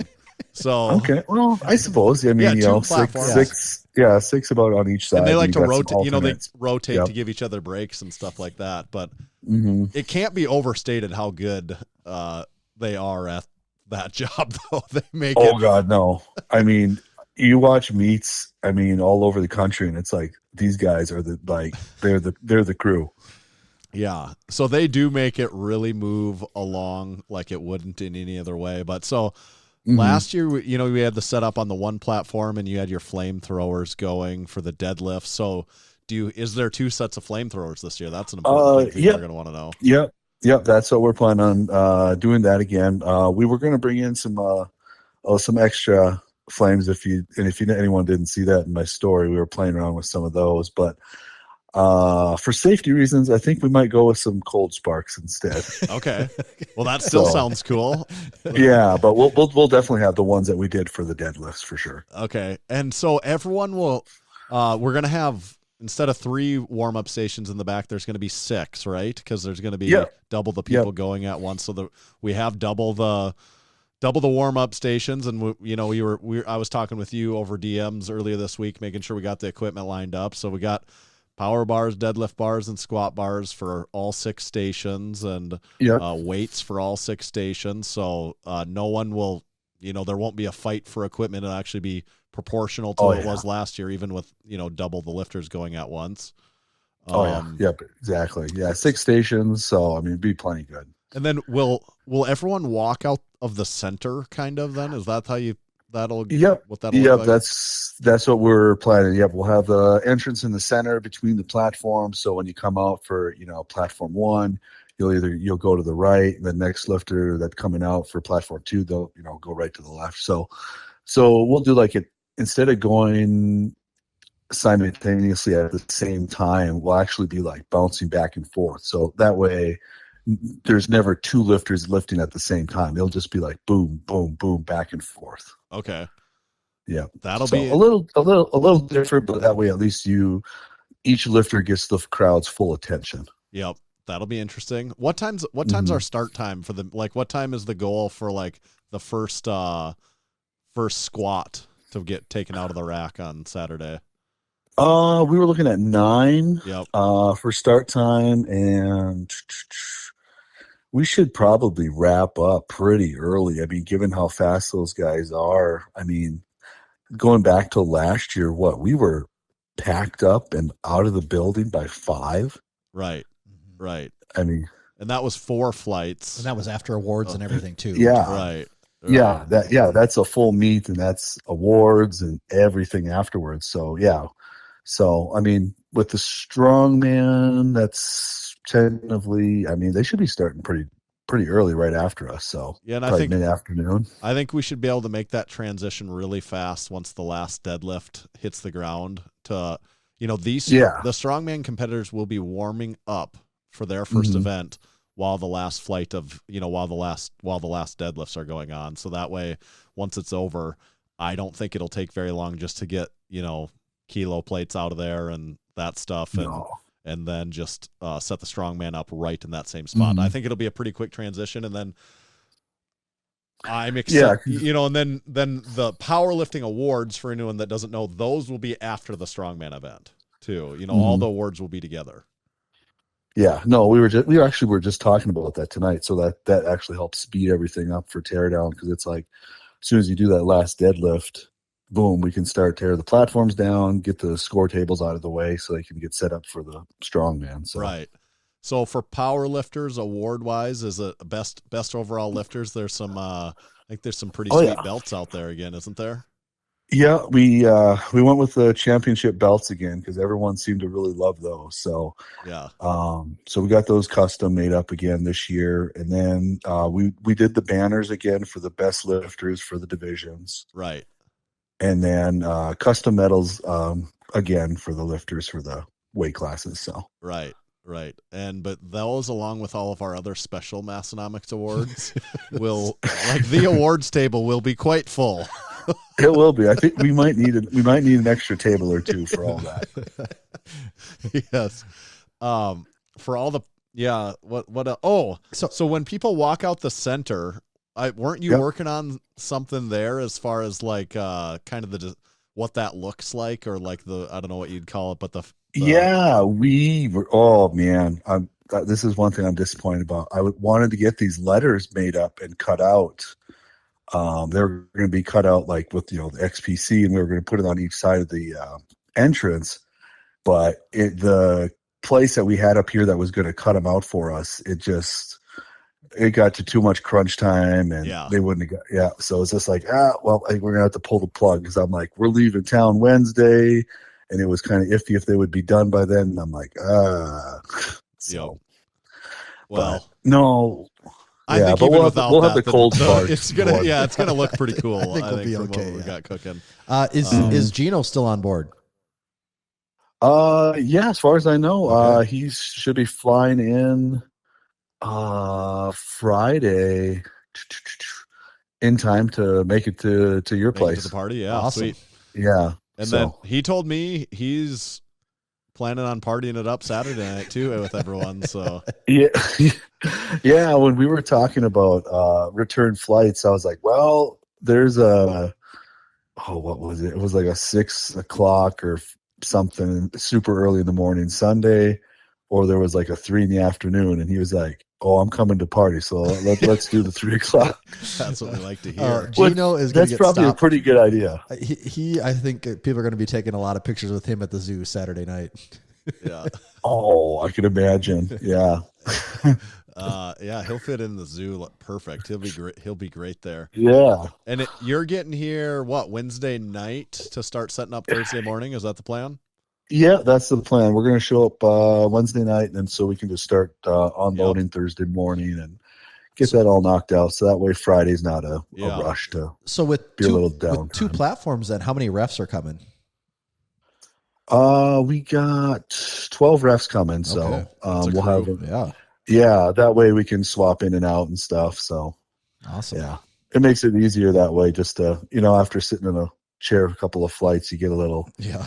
I don't know. It's nice to keep fresh. So I don't know if either Dave or Tom either you might know, but is Ryan from Iowa coming again? He's he refed last year. Omaha, isn't it? Yeah. Sorry, Omaha. Yeah, I haven't heard from him actually. Okay. I might have to check with him. Because I think he's a ref too, right?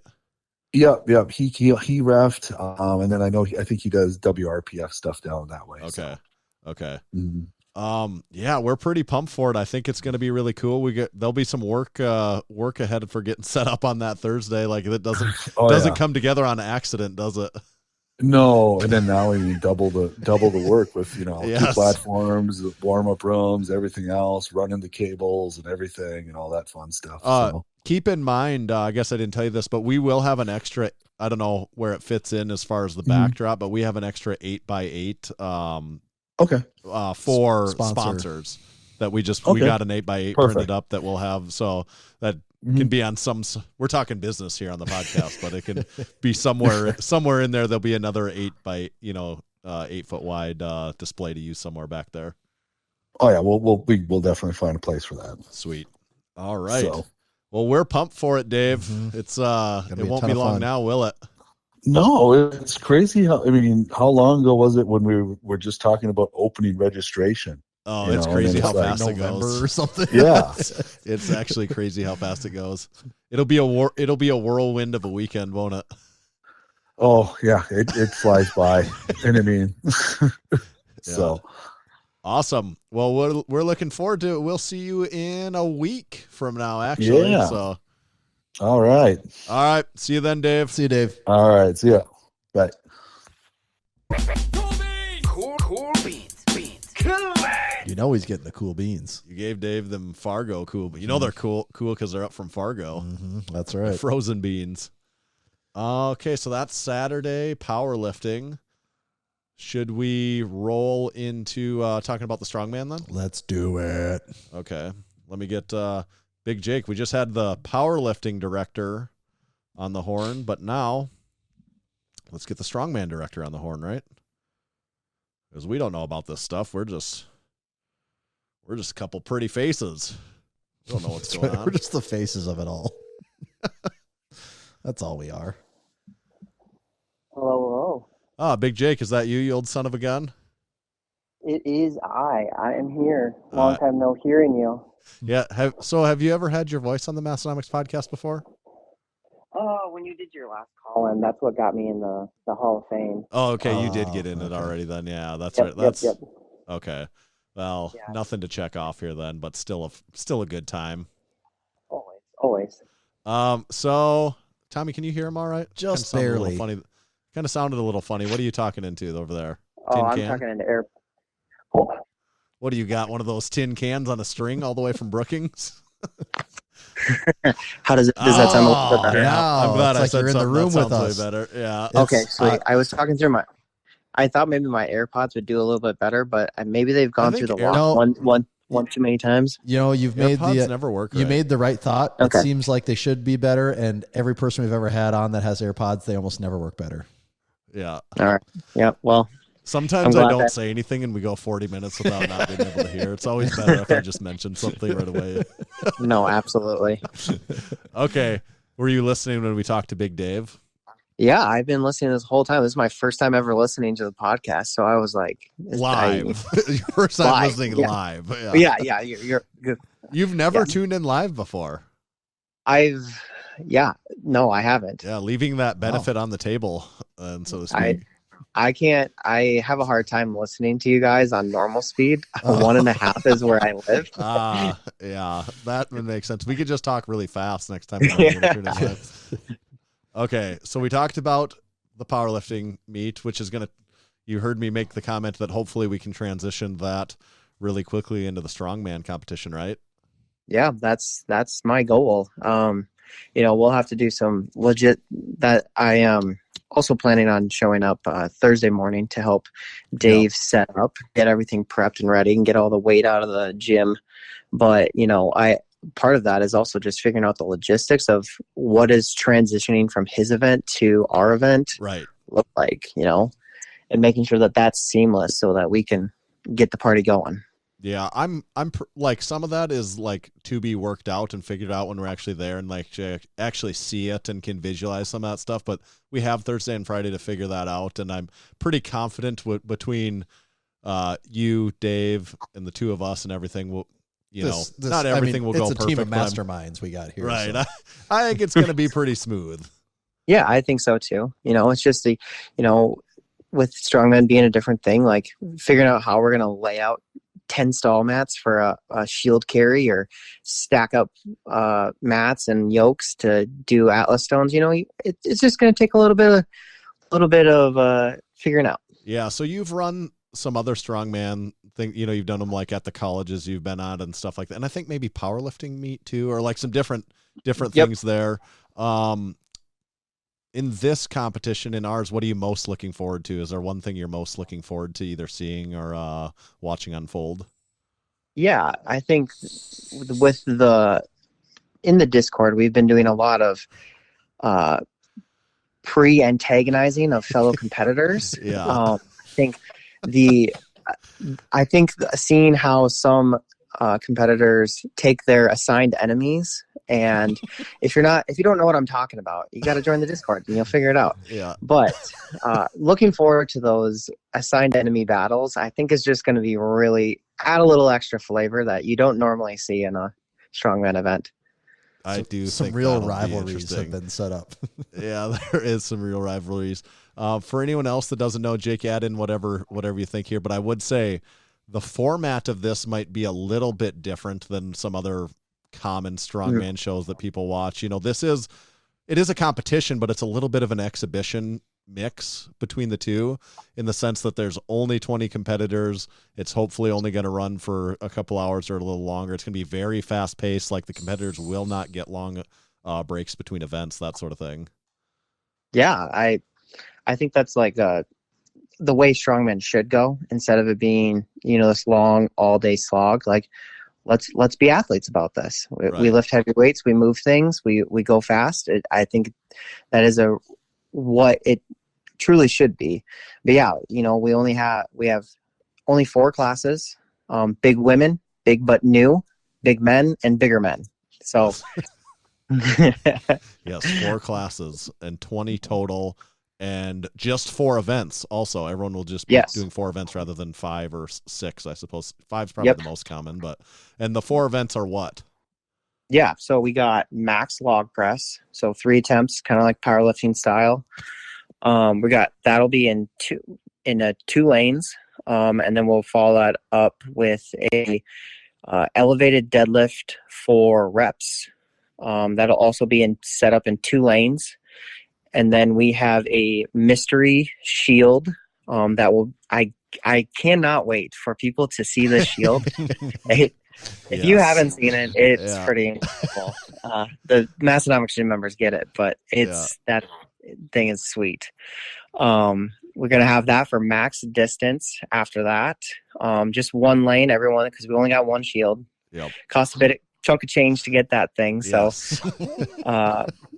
So max distance on that one. I'm super excited to see some people, sell out to get it that extra couple feet. It's going to be brutal. It's going to be a bloodbath. I can tell you already. It's going to be bad. And then, following up that bloodbath with an even worse bloodbath of the Atlas Stone Battle Royale, where we're going to do it kind of maybe you can consider it World's Strongest Man, to the Stone Off, or if you're, a little bit more into the strongman world, the Clash of the Coast setup, where last place person is going to be last place and second last place person in the class are going to be going against each other, putting Atlas Stone over yoke going back and forth until one of them can't. Then as soon as that person can't, the next lowest person in the standings jumps right in and keeps on going. And that continues on until the last person goes and they've got the amount of reps that they can do. So we're fully expecting with this one to see some big numbers be put up with the Atlas Stone weights. Yes. And just the fortitude of our competitors. I'm absolutely stoked to see them go at it like this. And, you know, this is where I think really where the enemies can potentially get real fun, you know, because you're going to be mano on mano with another competitor right across from you on that yoke. I expect to see some gamesmanship and you know, just going crazy with this one. Yeah, that one's going to be pretty sweet. What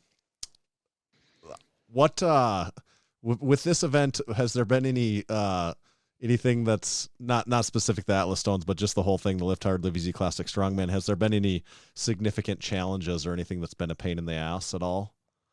You're allowed to say Tanner if you want. Well, that's actually what I'm thinking is, like, one challenge is you do have to deal with me, and I do have like a little bit, like, I maybe get paranoid about stuff sometimes just because I always want things to go well. So I probably get overly paranoid about things. So that is one thing. You have to deal with me asking you questions about stuff.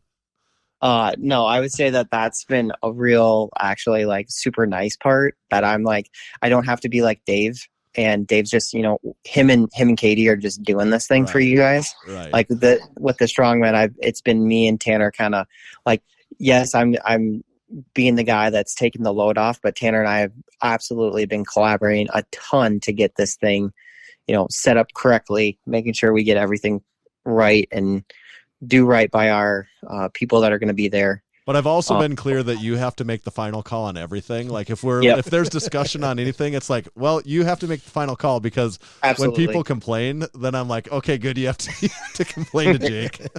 Yep. And the guys in the Discord have definitely let me hear it about, there's been plenty of memes about weight changes. And hey, they don't call it a weak man competition, do they?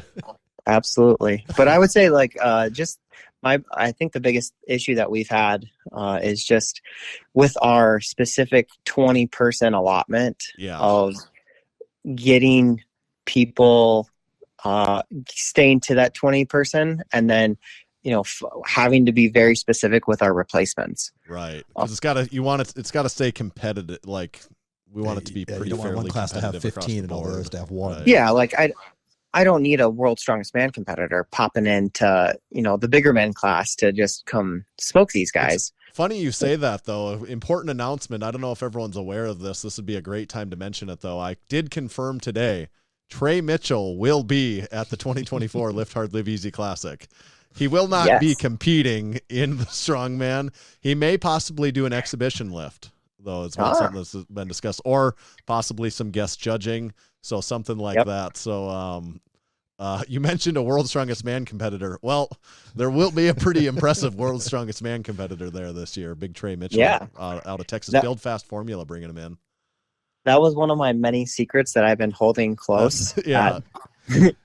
That I was like, I don't know if I'm going to say it on the podcast or not, or if I'm just going to let that one ride out. And all of a sudden he shows up and people are, what the hell? That one's too exciting. Crazy? I figured we got to get that one out there now, because it's just is pretty damn cool. For sure.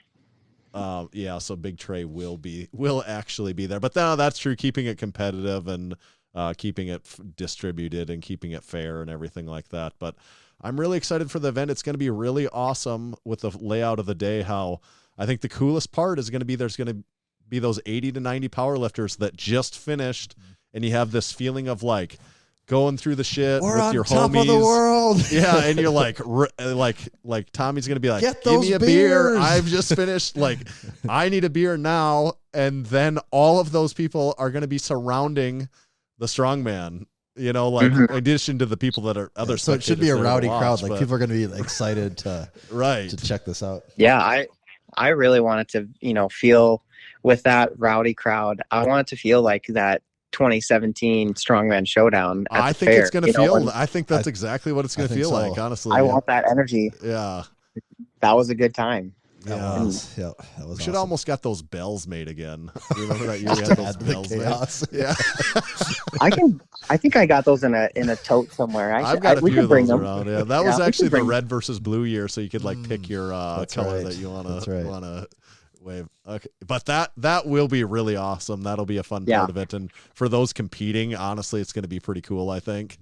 Awards wise, we talked about powerlifting awards, but we also have the medals for the strongman, for the top 3 places. I think Dave got those locked up. And Cerberus is kicked in, I think, for the 4 winners. They are kicking in gift cards there. Also, Cerberus, Ho Apparel, a few of the sponsors are for all 110 people. There's going to be some stuff. I think Obsidian Ammonia is in on that and some other ones. So that's going to be a bunch of stuff to go around there. And then also for the strongman, I don't think we've really, Jake knows, has seen this and Tommy has seen this. And I don't know if we put it out anywhere, but Big Randy from the Conspiracy Randy podcast, artist that has made some other stuff for Massenomics in the past, has made some custom one-of-a-kind pieces for those strongman winners as well that are really freaking cool. Really cool. Yeah, this makes me want to jump in to the competition just to take a shot at maybe getting one of those because they are so sweet, and I'm going to be incredibly jealous of everyone that gets one. They are really cool, and I picture those along with the championship belts that the powerlifters win. I picture the strongman prizes making appearances at the zoo that night as well. Oh God. That's actually kind of scary. Yeah, so very exciting on the awards. There's going to be no shortage of awards to go around. Speaking of the zoo, I have a small little surprise. I would love to, if you think it'd be cool, Tanner, to, No, this is a perfect time to break news there too. Yeah. So with the zoo, I am, a close friend of the daughter of the owners of the zoo. Shout out to the Punts. They're great humans.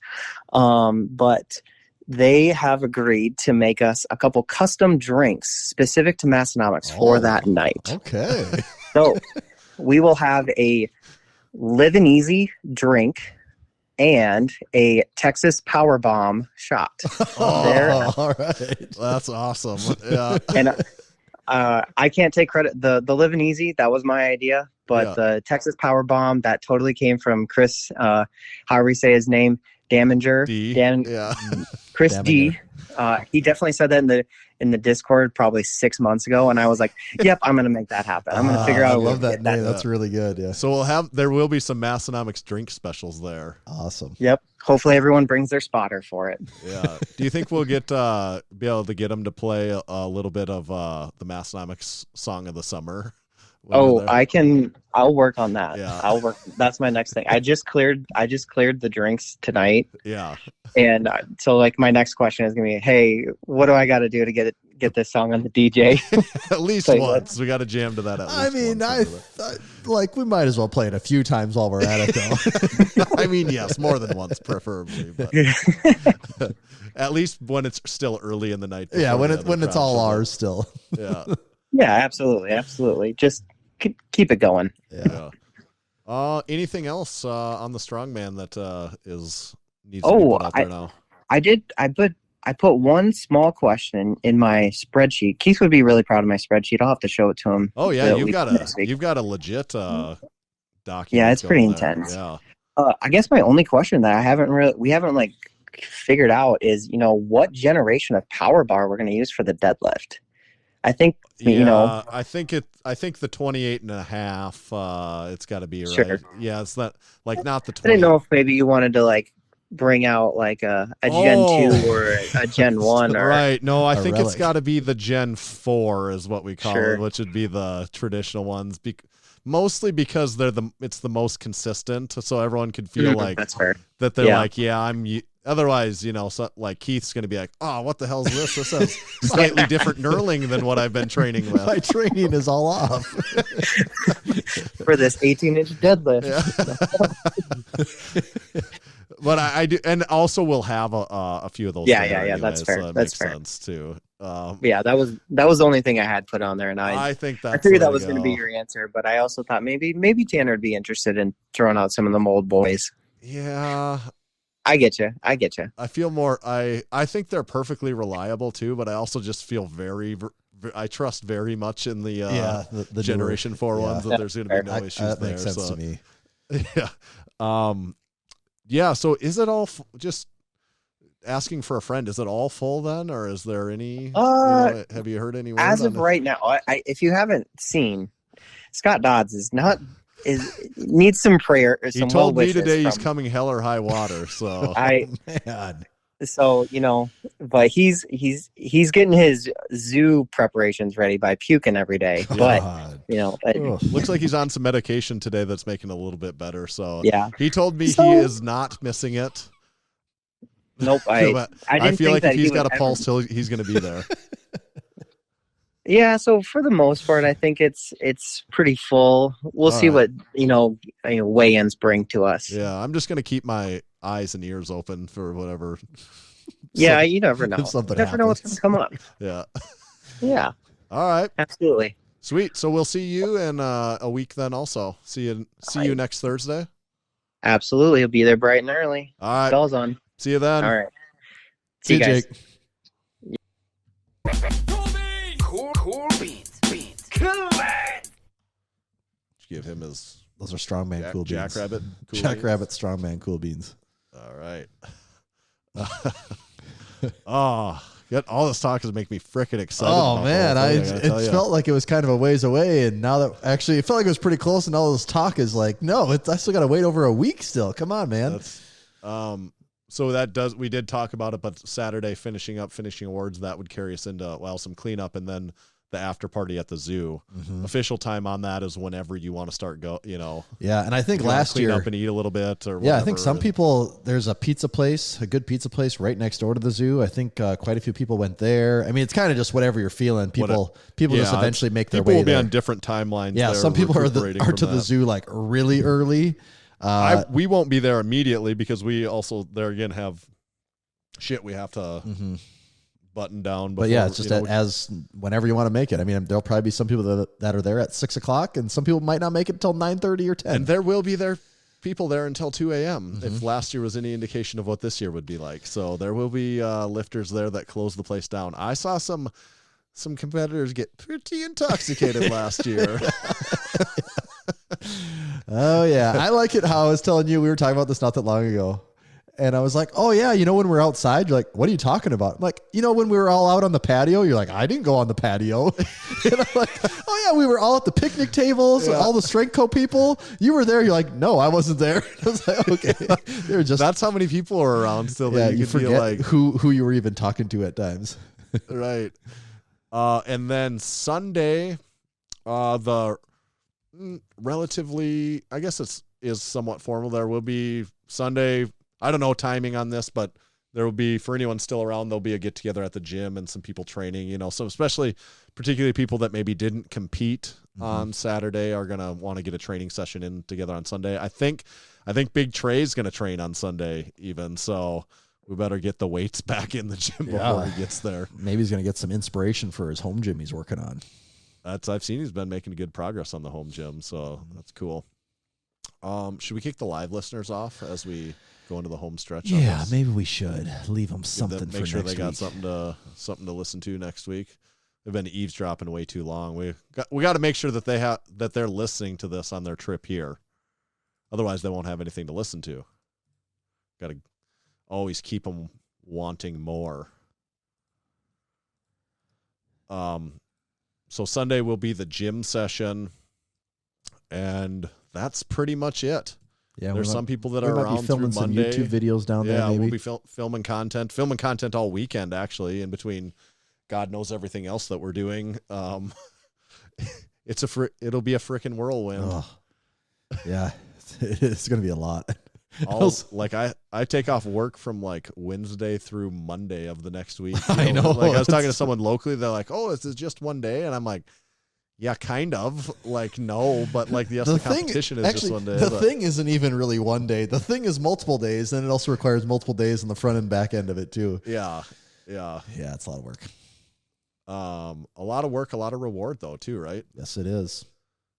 Anything else on the preview for the Lift Hard, Live Easy Classic? Boy, if anyone lives like within a 5-hour drive that listens to this regularly, even if you're not competing, just make the we'd trip. love to have you come. Yeah, you're gonna have so much fun. 5-6 hour drive, it's worth it. Yeah, honestly, if you're like a bordering state, if you listen to the podcast regularly and you're from Minnesota, Iowa, yeah, that's like all the way to the Twin Cities, down North to Dakota, Omaha, all the way across Colorado, South Dakota. Yeah, Wyoming. If you live in that radius, seriously drive and come hang out for this. You will not regret it. I promise that. I mean, if you just like having a good time and talking lifting and just whatever, I mean, you're not going to have a better chance to do it than this. Lifting and drinking and that's all we know. That's all we know. I am hoping I have something left in the tank and so I can party it up Saturday night too. I'd love to. Oh yeah. I think I'll dig down deep and find something in there for it. I think so. Yeah. There's just too much fun stuff. I just can't. Yeah. I'll just be running on pure adrenaline for like 48 straight hours. So it's. Yes, we will. We mentioned Build Fast Formula. They're the ones bringing in Big Trey Mitchell. They're actually working on some kind of cool setup stuff for some of a part of the strongman competition. So I won't give too much away there yet because I don't know what they've been able to make work. But if they do this, there's going to be some cool visual aspects that they're going to add to it to make it even cooler than it already is. So excited about that. We'll be on the lookout. They're also going to have, I think they said in the Discord, they should have all products in stock at the booth for sale at the event. So you can be Vaso blitzing and full blitzing and 3D. I mean, whatever combination. And you can save on shipping. You can just buy them all right there. I'll be Vaso blitzing and full blitzing the day up. I'm going to be mixing and matching. Yeah. What will be your caffeine strategy for the day? So my strategy is, I'm not really sure I need any in the morning because at that point, like if you're not ready to go, then so will you do none? I'll probably do. I could maybe see myself drinking a little coffee in the morning, maybe. Yeah. But that would be the extent of that, and I'm not even totally sure for bench I'll need any either. But as soon as bench is done, Vaso blitzing and full blitzing, baby. We're going all in. Yeah. Curious for myself what I'm going to do for the, strong. If I was someone that was going to be in the strongman event, how I would handle that. Well, yeah, I could see there. The whole event itself might only be 2 hours long. Yeah, I could see how there you just take it at the. Would you take half? I was going to say you just mix it up in the beginning and you're just kind of drinking it throughout. Like the second half halfway through or something like or that. Just get a little head start on it and then you just kind of make it last the rest of the way. I've typically for me it's always been caffeine only comes out for deadlifts because it's a long enough day that I don't need to be like pumping that much caffeine all day long. Yeah, I'm kind of like a cup of coffee before squats and then really get everything moving. Well, I don't want anyone to talk to me until I've had my cup of coffee, honestly. The cup of coffee before squats. Maybe before bench, I would mix a pre-workout and just have like a fourth of it. Mm-hmm. And then I would have the rest of it prior to deadlifts. That's kind of how I would go about that, I think. But as I was saying, Build Fast Formula, you can check them out at the meet. If not, if you're not going to be able to make it, go to buildfastformula.com. That's where you can check out everything they got, make their Vaso Blitz, Full Blitz combo, stack, or pack, and use discount code Massenomics while you're there. It'll save you 10%, and they have free shipping on all U.S. orders, $100 or more. This episode is also brought to you by Swisslink. Swisslink has been importing military-issue goods from the armed forces across the world for quite a while now, so they know a thing or two about this stuff. Right now, if you head on over to Swisslink.com, you can see they have the Beat the Heat Summer Collection. All types of great things like British sleeping bags, Italian military canvas gaiters, adjustable multicam tactical ripstop hats, and, of course, the classic wool picnic blanket and available in a variety of colors and patterns. If you would like to hop on over to Swisslink, you can visit swisslink.com. While you're there, make sure to use code MASS at checkout. That's MASS, and you can save 15% on your next purchase. Thank you, Swisslink. I would also add, if you just want to check out all of our discount codes and affiliates, we have a page on our site. It's massenomics.com/affiliates. There you can see all our discount codes and our other affiliates. Like if you're going to buy from the Strength Co., Swisslink, Rep, Build Fast Formula, Juggernaut AI, Barefoot, Bells of Steel, a few others, any of those companies, go there, click through our link. Helps us out a little bit. Okay. Preview has been previewed. What about this dots comments? Oh, yeah. I feel like that's worth mentioning, even though it feels like that's in the rear view mirror. I think it just was worth. Okay. Yes. So we had Austin Perkins on a couple weeks ago. Yeah. As far as dots go, he's the highest dots ever for a natural male power lifter, correct? For sure, natural. Yeah. Yeah. So, I mean, by that metric, I mean, that's not the joke with powerlifting is you can subdivide it a lot. If you just want to say best natural powerlifter by dots, he is the one. I feel like that's not really even subdividing it that much. Like, right. If you want to say best natural male powerlifters, you could say highest total. And I think another key metric would be highest dots. Some people are going to like one of those more than the other, but I think those are two ways that you can distinguish someone that is the best. And most people would agree those are two good metrics to use. And so you took a little clip out of the conversation that we had with him and put it on Instagram.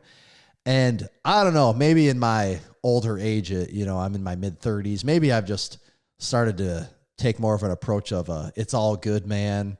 Your thing doesn't hurt me. I'm more open to all this. Maybe I'm just getting older and wiser. Maybe I'm just too open-minded. But man, the people that just love to hate on dots is crazy. And not even dots, any formula. And not just like how formulas are dumb. Like getting in big heated arguments because we're talking formulas. And the only thing that ever matters is the total. Like it does not matter anything else. Like essentially what they're saying is weight classes are irrelevant. Mm-hmm. That's what I'm hearing. And when I see those comments is there's no point. Why does powerlifting even have weight classes then? Because the only thing that matters is the total. Like just make it like strongman. Everyone can, what is the point of weight classes in powerlifting? Yes. And then there was arguments of, they don't have the best 6'5" the best under 6 foot basketball league. And they don't have the best, 5 foot track star and all this stuff. And it's like, but there is weight classes in powerlifting, though, is what. Yes, my but point those is. are different sports. It's different rules. Right, those sports also have drug testing and rules and things like that. Like, yeah, every sport has different rules, man. I get it. Like, yes, you have a bigger total. I just don't think that's not apples to apples in any way. What about boxing, for example? Yeah, isn't boxing a better comparison? Or MMA? Or MMA. Yeah, you fight against people in your weight class, and so, I don't know boxers, but. Who's a really good lightweight boxer? I don't know if Pacquiao back in the Floyd day. Mayweather Or Mayweather. How much? Yeah. Well, in their prime, Mike Tyson would obviously knock out Floyd Mayweather. Like you would sure think so. Right. But that's not how boxing works because it is divided by weight class. Right. Or so some people could still argue that, I don't know boxing well enough to make this statement, but someone could say Floyd Mayweather is like, someone could think one of these lightweight guys is the best boxer ever, right? Even okay. So I know way more people UFC. I was to say, I would know way more people that are into MMA than boxing. And MMA, to me, it's funny. I don't know anyone that's a fan of MMA or UFC for that matter. And is like, nope. They're not in the heavyweight class. I don't fucking care. They suck. Like I've never met a UFC fan that takes that approach. It's like, can you imagine someone being like, Conor McGregor's fighting? Yeah, don't care. He's not a heavyweight. Maybe there's some people that are like that, but I don't know. I've never heard of people that are into UFC and think that way. Apparently there's a lot of people that when it comes to powerlifting think that way or have very strong opinions that way. Or like Khabib. That's definitely a name that I've heard before. Yeah. I think he's really, really well respected. And I'm just curious what his way. I'm just trying to think of, because I don't follow the sport. I don't either. So I'm just trying to think of. All the names I would say would be names from the early Yeah, and he weighs teens. 155 pounds. Yeah. And I hear about this guy all the time, and I think he might be undefeated even. I don't know shit about it, so I'm not going to make claims. But people would definitely say this person is like the pound for pound best UFC fighter of all time. And like there's still respect given for those people. Like I understand it's different than the guy that weighs 275, but and yeah, back to the like circling around to powerlifting and those comments about Austin Perkins. To be fair, I historically, like if you go back to like we did a powerlifting draft. Yeah. With you, me, and Steve, and who was it? You, me, Steve, and Angelo 14. Angelo. Anthony. Yeah. And I picked like all super heavyweight. Yeah, lifters. and we said we always get more excited to see a bigger total. Right. Like that is just because I want to see the biggest weights lifted. Yeah, just the craziest thing possible. Exciting. But that does not say for a second that we don't respect or even admire lighter that people doesn't doing detract. Like look at the dude weighs 160 pounds, and look at the numbers he's putting up. Mm-hmm. Like to just be like and also like the way people are commenting on that, how they just so are so dismissive of it. Right. It's like, dude, this guy is damn near approaching a 2,000 pound total and weighing he's 160 natural. And then that was the other one is everyone just like, well, he's clearly on steroids. The number of people that like, if someone's top tier, like semi-clear, he's not, yeah, like, but it's like you just go through your life though, thinking that everyone that's good is cheating in everything. Right. Like, I mean, that's also a tough way to approach everyday life. If just everyone that's better than you is cheating in some way. Right. Yeah. To just dismiss it. Like I could understand if someone makes an argument and they say, well, I'm still like what he's doing is obviously impressive, but I still, seeing, Dan Bell, Ray Williams, Jesus squat 1,100 pounds is still the coolest thing. I'd be like, yeah, I kind of, I get that. I probably agree with that, honestly, but the way that people make the comments on there, it makes me start to like, it pushes me to the other side of the exact aisle. Thing I think is like, I don't want to be like you. Yes, you're why powerlifting sucks because powerlifting's only cool if people are over 300 pounds, using wraps in a monolift and doing it all of the ways you want them to do it. If people don't take this already super niche thing and do it this one specific way that you do it, if they don't follow all of your rules, then it sucks. It's like, wow, that's a really restrictive way to look at anything in life, isn't it? Right. And then like it just at the end of the day, then it makes me start to think more of the opposite where I'm like, I don't know, maybe that is the best actually. Yeah, you see that and you're like, ever. you know what? Maybe you're just completely wrong. Maybe actually just the young kids that just want to lift and go have a good time in the gym, maybe they're not the problem. Maybe it's all the old people complaining about them not doing it the way they want them to do it. Maybe that's the problem. And I don't typically think that way, but when I see everyone complaining, I'm like, okay, guys, remember there was a point probably in the early 2010s when you guys first started posting stuff on social media, and there was probably a whole old guard that was like, taking videos of our lifts? We lift in silence. We don't do that. Like, you know there was people that did that, and you didn't think anything wrong with it, and now people are doing things different than you, and you're mad? It's like, no, come on, times change. Get with it. You don't have to love it, but you don't have to hate it either. Well, and it is impressive no matter what. Like, I just can't super imagine impressive. He's the only one in the world doing it. Yeah, in the clip, I guess what sets people aflame is he's saying he is the best powerlifter. Best natural powerlifter, he said. Best natural powerlifter. Because we said, who is the best powerlifter? And he said, John Hack. Right. I don't think many people would argue with that. Like, he's definitely in the running. Some people would put Dan Bell up there because he has the biggest total. A lot of people would put John Hack up there because of what he's done at his weight. But then we said tested, and he said he thinks he's the best tested powerlifter. And I think if you were to ask people, if anyone's paying attention to tested powerlifting, a lot of people would say Jesus. Some still might say Ray Williams, maybe. Yeah. But if you're up on what's going on right now, I think a lot of people would say Austin Perkins. Right. Yeah. And like, where do people draw the line? Because like a lot of people would agree on tested powerlifting that it's John Hack, even some of the people making these comments on there, but he still doesn't have the biggest total. Well, exactly. Like he's heavy. That's he's the a same decent bit thing, heavier though, than Perkins. By a lot of these people logic, John Hack can never be in the running for greatest powerlifter ever. Because he doesn't have the biggest total of all time. I mean, that's like only Dan then. And which I actually don't disagree with the argument of saying it's Dan, but it's more so the way these people make the argument that I'm like, now I don't like.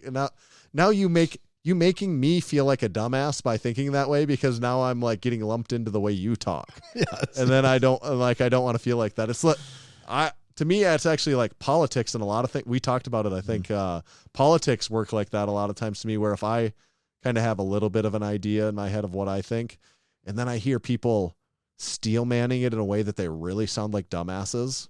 Yes, just way too confident in their position. Now I'm rethinking if that's what I even believe to begin with, because you're making me feel like a dumbass here now. Yes, just like, you're so confident in it. Yes, so everyone's so confident that they are. I shouldn't say everyone. A few people are so confident that they're 100% right. And it's like, well, I don't know. If you want to pick apart some of this, like, all right, he's not wearing wraps. He's wearing sleeves. All right, he's on a 2-hour weigh-in, not a 24-hour weigh-in. He's using a stiff bar. He's not using a whippy bendy. Like, he's under, you can pretty much, everyone should agree with this, stricter judging conditions than anyone else. Like, right. I mean, that's a lot of things that you're overlooking to just say that purely like, nope, just this one number is the only thing that matters when you're saying this. Right. Yeah, there's a lot of factors at play there, isn't there? I mean, it's almost a different sport. Besides just weight. Depending on the meet and what's taking place, it can almost be a different sport between IPF Worlds and whatever backyard meet is happening around you. Right. The Lift Hard Live Easy Classic 2024 exactly, Part 2. Yes. I do think the Lift Hard Live Easy Classic is probably a different sport than the IPF Worlds. This is my kind of sport, actually. Yes. You know who else will be at the Lift Hard Live Easy Classic? Who? Meat and Muscles. Oh, yes. That's there. Right. Have you tried I forgot to tell you, on the way home, we left Watertown. You gave me one of those. Yeah. And I remember. What flavor did you have? So this is part of the story. I'm like, I think it said spicy when I looked at it, but I got in the car. I'm like, I'm so hungry and I got to get home.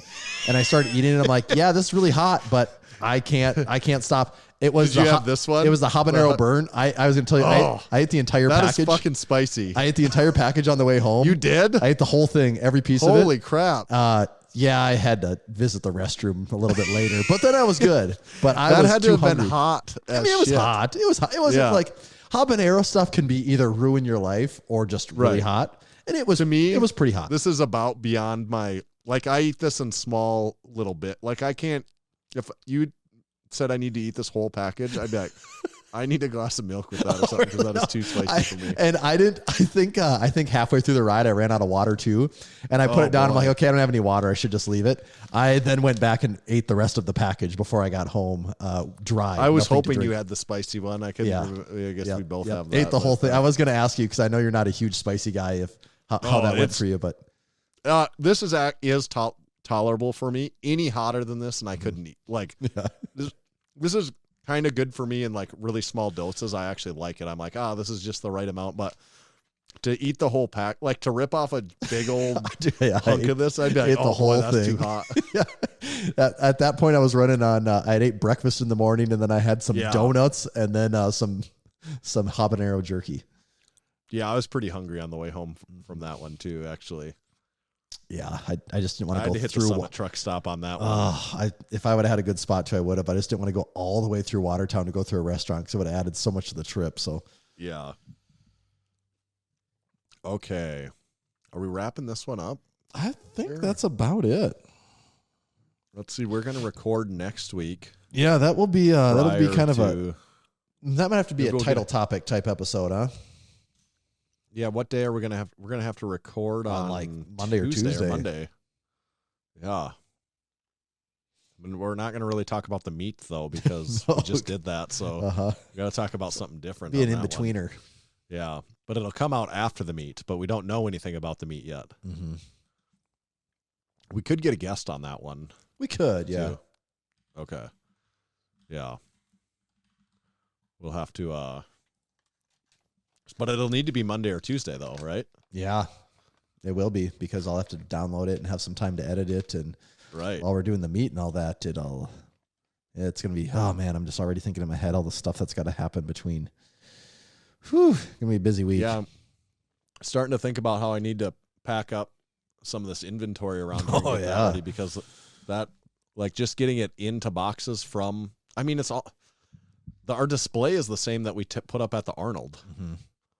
We don't need as much inventory, but no, it's a lot. If you're in the market for our lifting department tee, that's the one printed on our Yeah, numbers are getting really low on that, aren't they? The only sizes available now are XL and a couple 2Xs. Really? I'm even thinking about taking another one of the 2Xs for myself. So Tanner has the 90% of the 2X inventory in his own possession. If you look at my Instagram feed, whether I'm in the gym, oh damn, or somewhere I didn't realize else, how many of those shirts we sold. I mean, they're almost completely gone. Like, I don't even know that we'll be able to have those for sale at the Lift Hard Live Easy Classic. Reorder. I'm wondering if we do that. I think we got to use that blank again. Oh yeah, for that. Sure, absolutely. Just deciding if we go that exact same print on like a different color, or because I love that design too. I know. That is the perfect storm of a shirt for me. If you are an XL or a 2X, go order this shirt. Like, it is. I might have to snag an extra XL while I'm in town, because I would if I were you. This is one of those ones I'd be real sad if I like if something happened to the one I have now. Yeah, all right. Like, that's just ruined my life. I might have to have you just set another one aside for me. Yeah. It would be dumb to only have one of them. Yeah. And I say that to everyone listening. It's dumb to only have one of them. Then we do still have some of the unpaid and underrated collaboration tees that we came out with. What else? Slides were completely sold out. You can't get those. We have all the Lift Hard Live Easy Classic merch that we're going to have for sale. If there is anything left, we'll eventually get that on the site. I don't think there will be much left of much of any of that stuff, I'm kind of guessing. Yeah. We do have a few pairs of deadlift socks left, and then we have some of our crew length black and gray Massenomics socks. And then we have a few of our Cool Beans coffee bundles left that you could get in on that. What if someone needed a Massenomics singlet? There's not many. Should they DM you? Is that, or do we have some on the website still? There's some on the website still. Okay. If there's one not in their size on the website, should they maybe DM you? They could DM me. We might have something possible there. If you still needed one for the meet here, you could probably get something still. Are we going? Because we were talking at the meet. We might sell. The Cool Beans coffee bundle has only been coffee and tea together. At the meet, we may sell the coffee separately. Right. Yeah, we might break that out so people can get. Some people might just want one or the other. Yeah. So we might separate those. I forgot about that. Yeah. That's probably the time we'll do that. So yeah, it'll be your chance to get one of them. Yeah. And then everything else we've got. I'm excited for these new shorts that we mentioned that we got coming out. So don't miss those. Make sure to check out and please subscribe to our YouTube channel if you're not already. I can't stress enough how much we're putting into the YouTube and how cool I think it is. And please check those out. There's weekly videos. Go back through our back catalog now. It's been the last year of stuff we've been pumping out. If you're a listener of the Massenomics podcast and you haven't been watching our YouTube videos, you're going to have a treasure trove of stuff that you're going to really enjoy. I think if you go check out the YouTube. There's like 700 videos on the channel now. A lot of it, 400 of them are the podcast, but that means there's 300 of them out there that are not the podcast. Just a lot of content. Right. So do please subscribe to our YouTube channel if you're not already, and drop us a comment on one of those. The video that came out this last week was what? Was it the combo rack? Yeah. Yes. Yeah. Combo rack. Yeah.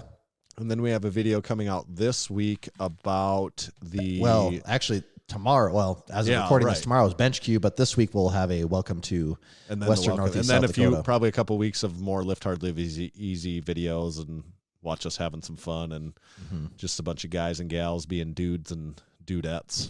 That's right. Leave us a 5-star review on Apple Podcasts. I've actually been seeing we've been getting a few of those again lately, so start leaving those. Eventually we'll get on the road to 600, which that would be a big deal. We haven't really had a big milestone podcast review, so please leave us a 5-star Apple Podcast review. Also rate us on Libsyn. That's the one where you can just go rate, or not Libsyn, I always say that, but Spotify. Most people don't know what Libsyn is. No, if you don't publish a podcast of your own, that doesn't mean anything. So, they're both green logos that remind me. Yeah, Tanner's saying our Libsyn is the podcast host. That's where the podcast lives, is Libsyn. But unless you make a podcast, you're probably like, what the hell is he talking about? Go to Spotify. That's where you can just leave us a 5-star rating. It's really easy to do that. I think we're almost getting close to 500 of those too. So hit us with one of those. And please tell a friend. Please become a supporting member. That is the one other thing that really helps, in addition to our sponsors that we read each week. It's our supporting members that really help the podcast keep going. If we had no supporting members, I don't know if there still would be a Massenomics podcast at this point or not. It's safe to say there probably wouldn't be one. So it'd be tough. So please help us keep it rolling for another 10 years by going to massenomics.com/join and signing up. Tommy, where do they find you at? You can find me at Tomahawk_D. You can follow me at Tanner_Baird, but just make sure to catch us at the Odie Ice Arena for the Lift Hard Live Easy Classic 2024 Part 2. We did forget to mention there will be a live stream too. Live stream available. Should be, that's Big Mini Action Jesus. He's coming to run that. I think it'll be on his Twitch if you're a Twitch person. And then assuming we get that all set up, it'll be live streamed on the Massenomics YouTube channel. And I don't know exactly what the presentation of that's going to be. We talked about that Gino might be even like mic'd up into the live stream. Or maybe we'll have to have someone else sitting there talking on the live stream, and we'll see. We'll see. I think it's going to be better than last year. No guarantees. We don't know what to guarantee, but there should be a live stream out there for you to check out. Yep. Good call. And make sure to follow Massenomics at Massenomics. See ya.